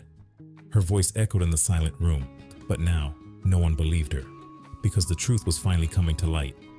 Mark stepped forward, placing himself between me and Veronica. His presence was an impenetrable shield. "No, Veronica." His voice was icy, a sharp contrast to the suffocating tension in the room. "Isabel is Lauren's daughter, and mine.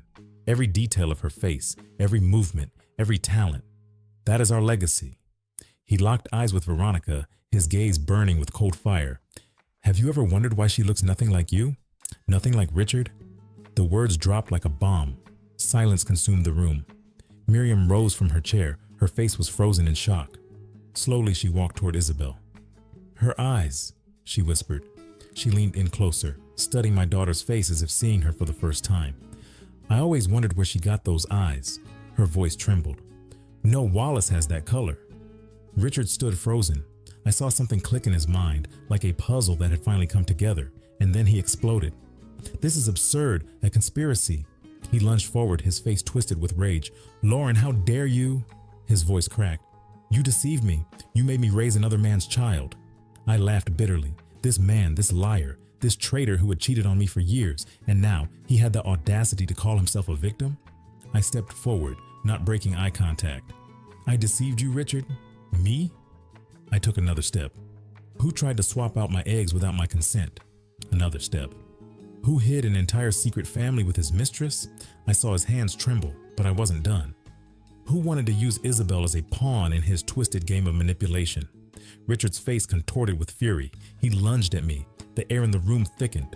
The collision was inevitable. "You destroyed my life." His voice roared under the high ceilings. 25 years. I raised a bastard, thinking she was my daughter. You stole my right to be a father." But before he could lay a finger on me, Isabel stepped between us. She moved forward, delicate yet unshakable as steel. Her golden brown eyes burned with a fire of rage I had never seen before, the same eyes as Mark's. "A bastard?" Her voice slashed through the air like a blade. "A man who cheated on my mother for years, who hid an illegitimate son, who tried to falsify a medical procedure." She took another step forward. "And you, Richard, dare to call me a bastard?" She looked him straight in the eyes. Richard staggered back. His lips trembled. He was afraid of her, afraid of the daughter who had never been his. He had nothing left to hide behind. Mark moved forward with the same feline grace that had always defined him. His presence felt like fate itself. Richard instinctively stepped back. The air in the room was stretched taut, like the sky before a storm. The static of tension crackled through the space. "Choose your words carefully when speaking about my daughter, Richard." Mark's voice was calm, but within it lay a veiled threat. "Don't forget, I have all the evidence of what you tried to do at the clinic." He paused. "Every document, every video, every witness. Everything is documented and stored in a secure location." A heavy silence swallowed the room. Richard went pale, his eyes darting wildly, and then Mark unzipped his black leather briefcase. The sound of the metal zipper sliding open was as loud as a gunshot in the dead stillness. A second passed, another. One by one, perfectly organized documents landed on the table. Veronica sprang up. Her face, once twisted with fake tears, was now distorted with fear and rage. "This evidence means nothing," she shrieked, her voice trembling on the edge of hysteria. "Isabel is my daughter. I carried her, my eggs, my blood." But no one was listening to her lies anymore. At that moment, Daniel made a subtle move toward the door. But before he could take a single step over the threshold, Isabel's ice-cold gaze froze him in place. He stopped dead. "Where are you going, little brother?" Her voice dripped with sarcasm. She took a single step forward, and Daniel seemed to shrink. You wanted to be part of this family so badly, didn't you? Her voice was cold as an Arctic wind. You followed me for years, took secret photographs, kept watch over me while your parents spun their web of lies. She folded her arms across her chest, her stance radiating power. Stay. She smiled, without a trace of warmth. This concerns you too. Daniel swallowed hard. Mark stepped closer to Isabel, placing a protective hand on her shoulder. Now, the resemblance between them was undeniable. Your mother and I never wanted things to unfold this way, he said softly, but his voice rung with restrained emotion. But when we learned about Richard's plan, he trailed off. Mark looked at me. His eyes held admiration and a quiet longing. Something tightened in my chest. Memories of that night at the clinic crashed over me like a tidal wave. Shock, rage, and then calm, calculated clarity. I knew exactly what to do. Mark, who had just finished his residency at the time, became my salvation. He was the only person I could trust in that moment, and now he stood before me once again, protecting not just me, but also our daughter. Richard gathered the last remnants of his composure and made one final desperate attempt. He turned to Miriam, who had been silently watching everything unfold, her face an unreadable mask. Mom. His voice shook on the verge of breaking, but he fought to sound confident. Are you really going to let this woman destroy our family? Stain the Wallace name with these lies? Everything I did was for the company, for Dad's legacy. Miriam slowly rose from her seat. She looked small, yet her presence filled the room with authority. Her dark dress made her appear even more imposing, and her eyes, they had become deep wells of disappointment and restrained fury. Lies, Richard? Her voice trembled, not from fear, from rage. Lies just like the ones you fed me for years, like the child you hid from me, like your attempt to tamper with a medical procedure. Silence. Richard stared at her wordlessly, as if he no longer recognized his own mother. She stepped closer to Isabel. Gently, she cupped her face in her wrinkled hands. I saw the tears. For the first time. In all the years I had known Miriam Wallace, I had never seen her cry. Now I understand why you were always different, my girl. Her voice shook, but it was tender. She ran her hand across Isabel's cheek, as if she were trying to memorize every feature. That mind, that determination, those aren't Wallace traits. She turned to Mark and smiled. It was sad, filled with regret, but genuine. You are the spitting image of your real father. The room erupted in whispers. Some people were shocked, some were enthralled by the drama, and some were already calculating how this truth would affect their position in the company. Veronica watched her entire plan crumble into dust, and so she resorted to her last weapon, hysteria. This is a conspiracy, she screamed, her voice breaking into a shriek. Lauren and this man are lying. She stepped forward, her hands clenching into fists. I have proof that Isabel is my daughter. Mark smirked. His smile was so composed that Veronica instinctively recoiled. Proof? His voice was soft, but there was a threat hidden within it. Are you referring to the proof you faked with the help of the lab technician? Veronica froze. The same technician who is now ready to testify against you? Her face went ghostly pale. Or do you mean the documents you tried to alter at the clinic? Veronica collapsed onto the couch. She had lost. Her illusion of power and control had shattered completely.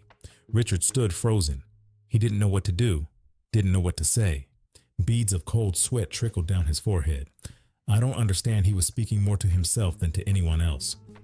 If you knew what we were planning, he lifted his eyes to mine. For the first time, I saw fear in them. Why didn't you say anything then? Why did you wait 25 years? I laughed. The sound rippled through the silence, sharp as shattered glass. Do you really want to know, Richard? I stepped forward. I saw his shoulders tense. I waited because I wanted you to feel exactly what you tried to make me feel. I took another step. I wanted you to love Isabel. Another step. To watch her grow. I stood right in front of him now. To be proud of every one of her achievements, I locked eyes with him. Only for you to realize in the end that she was never yours. Silence. Richard didn't move, didn't breathe. He just stared at me as if his entire world had collapsed. Mark placed his hand on my shoulder. His touch sent a jolt through me. Years had passed, but he was still here, still with me. Lauren and I have stayed in touch all these years, he explained calmly, but in his voice there was warmth. Every birthday, every graduation, every milestone Isabel reached, he was there, even if only from the shadows. Isabel looked between us. Her eyes shimmered with unshed tears. She clamped her hands over her mouth as if afraid to let out a sound, and then she whispered, "The letters." We both froze. "The anonymous letters I got every year on my birthday." She slowly lifted her gaze to Mark. "They had medical advice." She paused, realization sinking in. "And words of encouragement." She swallowed hard. "That was you?" Mark nodded. His face softened, but there was still regret in his eyes. "Years ago," he began, his voice low, filled with bitterness, "I came across some irregularities in the clinic's records." He ran his hand over the documents on the table, as if reliving that moment. Forged signatures, altered documents. He slowly turned to Richard, his gaze piercing. "But I refused to believe the truth." Silence. "I didn't want to think that my own son was capable of such manipulation." Daniel took a step forward. For the first time that evening, he dared to speak. "Dad, is it true?" His voice trembled. "You made me follow Isabel all these years for what?" He looked at Richard, as if seeing him for the first time. "To protect your lies?" Richard didn't answer, but his silence spoke louder than 1,000 words. "All these years?" Daniel stepped back, as if trying to create distance between them. "You told me it was for the family, for the company, to hold on to power." His eyes filled with rage. "But you were only protecting yourself." Veronica stepped forward. "Daniel, listen." She reached for his hand, but he jerked away sharply. "Don't touch me." His voice was filled with so much hatred that Veronica froze. Thank you for listening. If you're enjoying this story, please subscribe, leave a like, and hit the notification bell. It really helps the channel grow. And trust me, even more thrilling moments are ahead. Do you even know what it feels like to realize that your parents used you as a pawn in their twisted game? Veronica couldn't answer. She stood there, shaking from humiliation. I walked to the window. The sun was setting over the horizon. 25 years of lies, manipulation, and deception were disappearing with the day. I turned around. Tomorrow, the board of directors will meet. Mark pulled another document from his briefcase. 15 years ago, he said calmly, Lauren and I created a secured trust for Isabel. He unfolded the papers and placed them in front of Richard. The majority of the company's shares belong to her, and they are protected by an international legal team. Richard paled, his face twisted in horror. Panic crashed over him like an avalanche. You can't do this. He shot up from his chair. This company belongs to the Wallace family. I smirked. The company?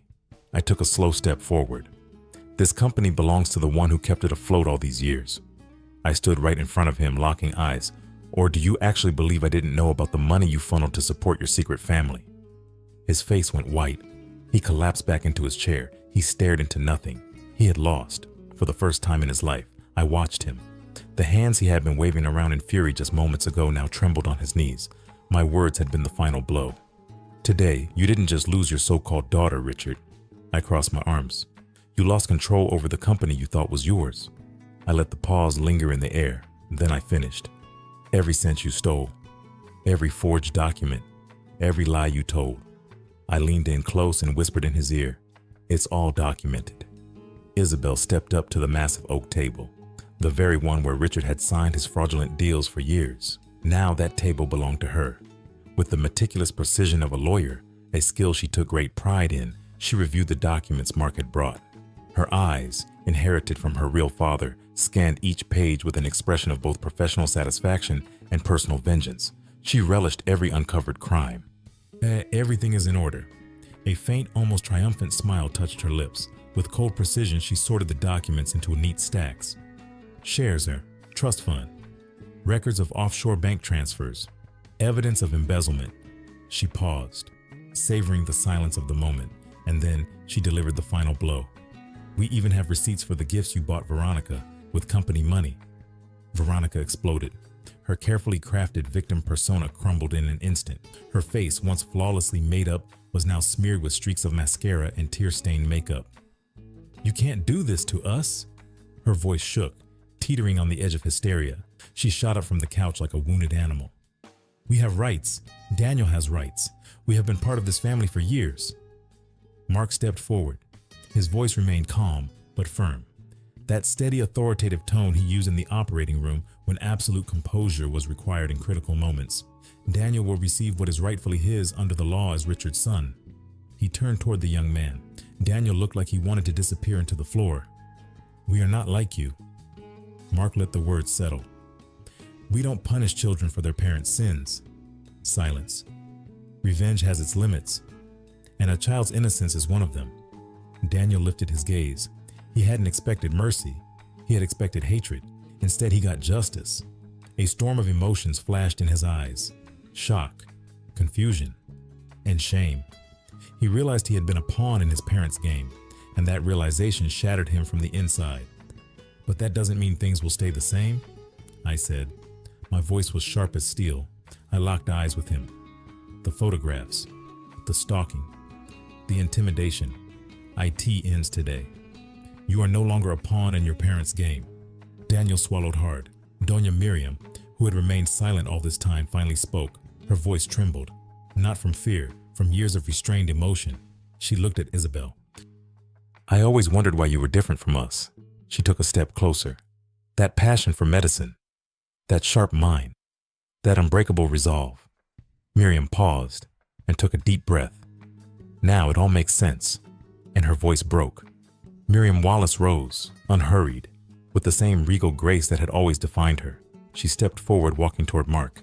Despite her petite frame, she filled the entire room, not with words, with presence, with that unwavering authority that comes only with years and experience. She studied his face as if she had finally found the missing piece of a puzzle. A pause, a moment of absolute silence. You are a man of honor, Mark Clark. Her voice regained its former strength, steady, unshakable. Your actions prove it. You cared for your daughter from the shadows. You allowed her to grow up protected. She looked at him, pressing her lips together, but in her eyes there was respect. You gave up your right to be by her side for her own good. She paused. That takes far more courage than any performative fatherhood. Richard shot up from his chair, his face flushed with fury. He opened his mouth to object, but he never got the chance. His mother's gaze cut through him like a blade. The world around froze. Silence. Her voice was like a crack of a whip. Richard froze in place. The air in the room shattered like ice. You have already done enough damage. She stepped closer, now looking down at him. You have stained the Wallace name more than any scandal ever could. She took a deep breath as if preparing to put an end to this story. As of today, you are no longer the president of this company. Richard blinked, as if he hadn't heard, as if he refused to believe. I no longer trust your judgment. Another pause. She cast one final look at her son. Not as a businessman, not as a man. Silence. But this was a different kind of silence, not like before. This one weighed down, crushed. The relatives who had been watching the events unfold like a gripping soap opera now began whispering among themselves, a beehive buzzing with anticipation for their fallen king. Richard sat down. He no longer fought. He just stared into nothing, defeated, completely. Isabel stepped up to me. She gripped my hand tightly. Through that touch, she conveyed years of love and unwavering trust. Mom, her voice shook.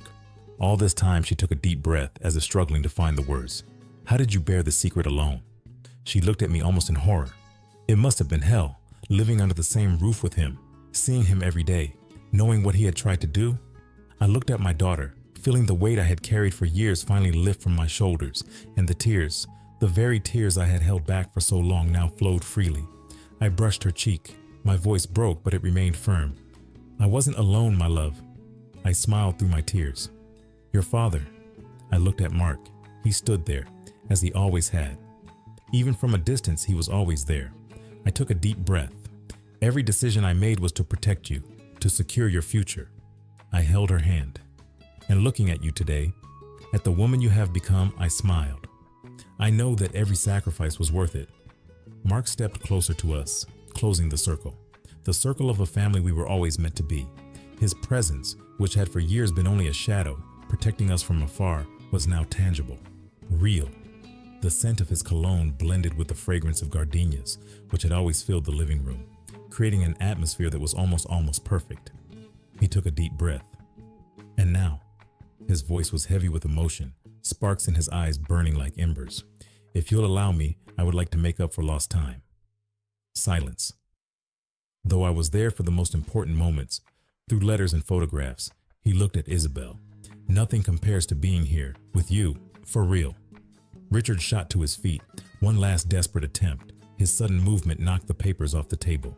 Evidence of his deceit scattered across the marble floor. They landed at his feet, as if confirming his downfall. "This won't stand." His voice cracked into a shriek. He glanced around for support, but there was none. "I'll sue you. I'll destroy you. I have connections. I have power." His tirade was cut short by laughter, clear, crisp, like the chime of a bell. Isabel's laughter. It echoed through the walls of the mansion, her triumph, his defeat. She crossed her arms, a smirk playing on her lips. "With what evidence, Richard?" Her voice was both soft and ruthless, just like Mark's. She took a step forward. "The forged documents you and Veronica tried to use?" Another step. "Or perhaps the testimonies from the clinic staff who have already confessed to your attempted fraud?" She walked toward him with confidence, her movements fluid, almost predatory. Each step echoed through the marble floor like a tolling bell, a death knell for his fate. She stopped in front of him. He turned pale. "You know," her voice dropped to a near whisper, "for years I never understood why I never felt like I belonged to this family." She tilted her head, studying him with the curious gaze of a predator watching its prey. "Why my interests were always different from yours. Why I was always drawn to medicine." She smirked. Now everything makes sense. Veronica let out a shriek. Until now she had sat silently, pressed into the chair, but she finally cracked. "You can't do this to us." She was trying to regain control, to cling to a last desperate hope. "We are family." She grabbed Daniel's hand as if that could save her. "Daniel needs his father, I stepped forward. My words were like a scalpel, sharp, precise, leaving no chance for healing. "What do you need, Veronica?" She froze. "The Wallace fortune?" I let the silence linger, let it weigh down. "Social status?" I met her gaze, unwavering. Or perhaps a pause. My lips curled into an icy smile. "The very funds Richard has been transferring to your Swiss bank account every month?" Veronica went white, as if the last drop of blood drained from her body. Miriam turned sharply to her son. In her eyes was rage, the rage of years suppressed. "Switzerland?" Her voice trembled with fury. "You've been funneling company money into offshore accounts?" Isabel reached for the table. She did not rush. She pulled out another document, deliberately, precisely, and handed it to her grandmother. Her voice was calm, but in it, there was satisfaction. "Here are all the records, grandmother." She let the moment settle. Every transaction, every cent, all perfectly documented. She smiled. "The international legal team my mother hired years ago has been tracking these transfers." The room fell into absolute silence. Everyone knew this was the end. Richard didn't move. He didn't explode in rage. He didn't fight back. He just stood there. He looked at the papers in his mother's hands, knowing, realizing, accepting that he had lost completely. Daniel, who had remained silent all this time, finally spoke. His voice trembled, not from fear, from disappointment. "Dad." He looked at Richard, as if seeing the real him for the first time. "Is it true?" Dead silence. "All the money you spent on my education abroad, on trips, on gifts." A pause. "It was all stolen money?" Richard averted his gaze. He couldn't look his son in the eyes, and in that moment Daniel understood everything. The answer was in the silence, a silence louder than any excuse. Mark stepped forward. His movements were calm, but in his gaze was the steel determination of a man who had waited for this moment for decades. He looked at me. "Lauren, I think it's time." I nodded silently. I knew exactly what he meant. I reached into my jacket pocket, pulled out an envelope, and handed it to Miriam. "Madam," I began, trying to keep a professional tone, though even I couldn't fully suppress the emotion in my voice. "This envelope contains my official resignation as CEO of Wallace Group." A pause. "Effective immediately." A murmur rippled through the room. Richard immediately smirked. He was sure he had won, but his triumph lasted exactly 3 seconds, because then I spoke again. "This envelope also contains the documentation transferring full control of the company to Isabel." I let the silence stretch. "Who, as we have now proven, is the rightful majority shareholder." Absolute silence, the kind of silence that comes before the collapse of entire empires. Miriam opened the envelope. Her hands trembled slightly, but she kept reading, line by line. Her eyes widened with each sentence. When she finally looked up, in her gaze was a mix of admiration and deep respect. 25 years, she barely whispered it, but everyone in the room heard her words. "For 25 years you built this empire, strengthened it, while my own son tried to destroy it from within." She stood up, slowly, but with such authority that the room seemed to hold its breath. She looked straight into my eyes. "Lauren," her voice was firm, steady. "You have always been more to me than just a daughter-in-law." She paused. "You were the daughter I never had, the mother Isabel needed, the leader this company deserved." Richard started to protest, but his mother raised a hand sharply, and he stopped. Like a schoolboy caught cheating on a test, she turned to him. "And you?" Her voice turned to ice. It wasn't just anger, it was the weight of her realization.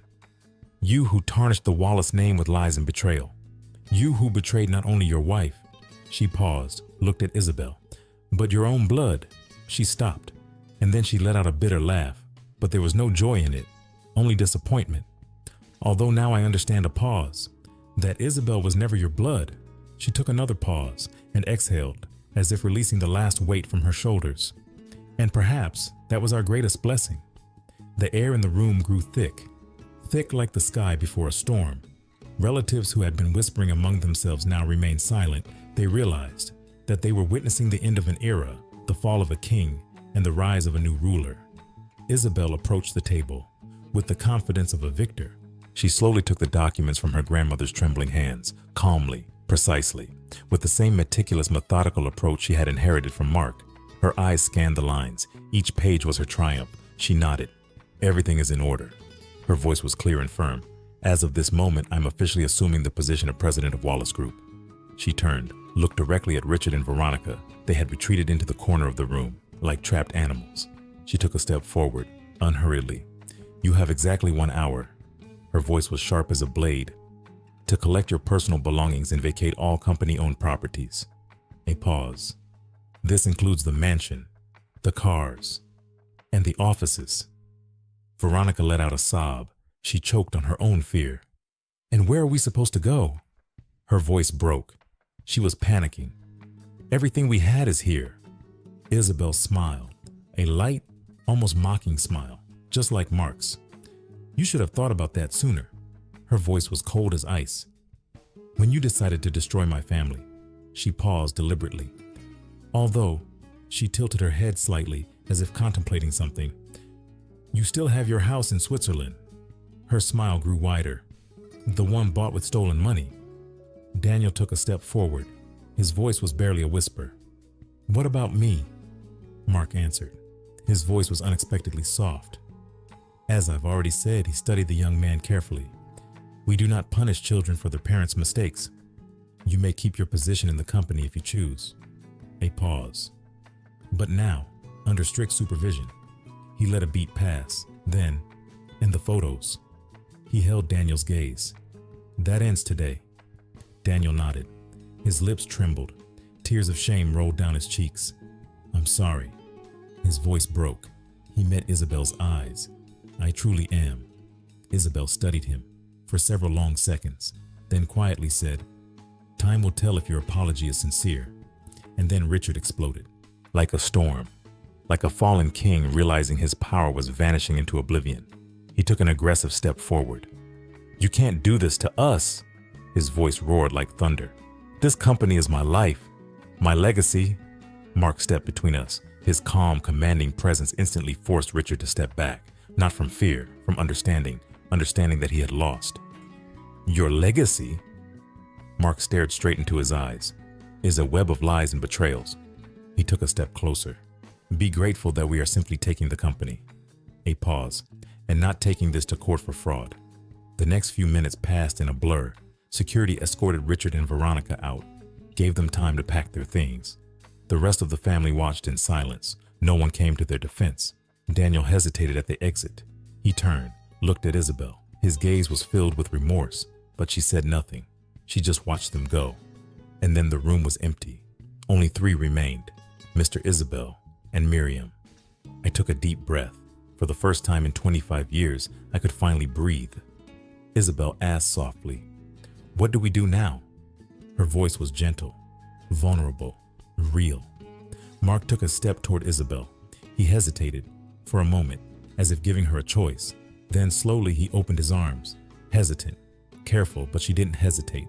She rushed into his embrace, buried her face in his chest, held him tight, tighter than ever before, and finally let the tears flow.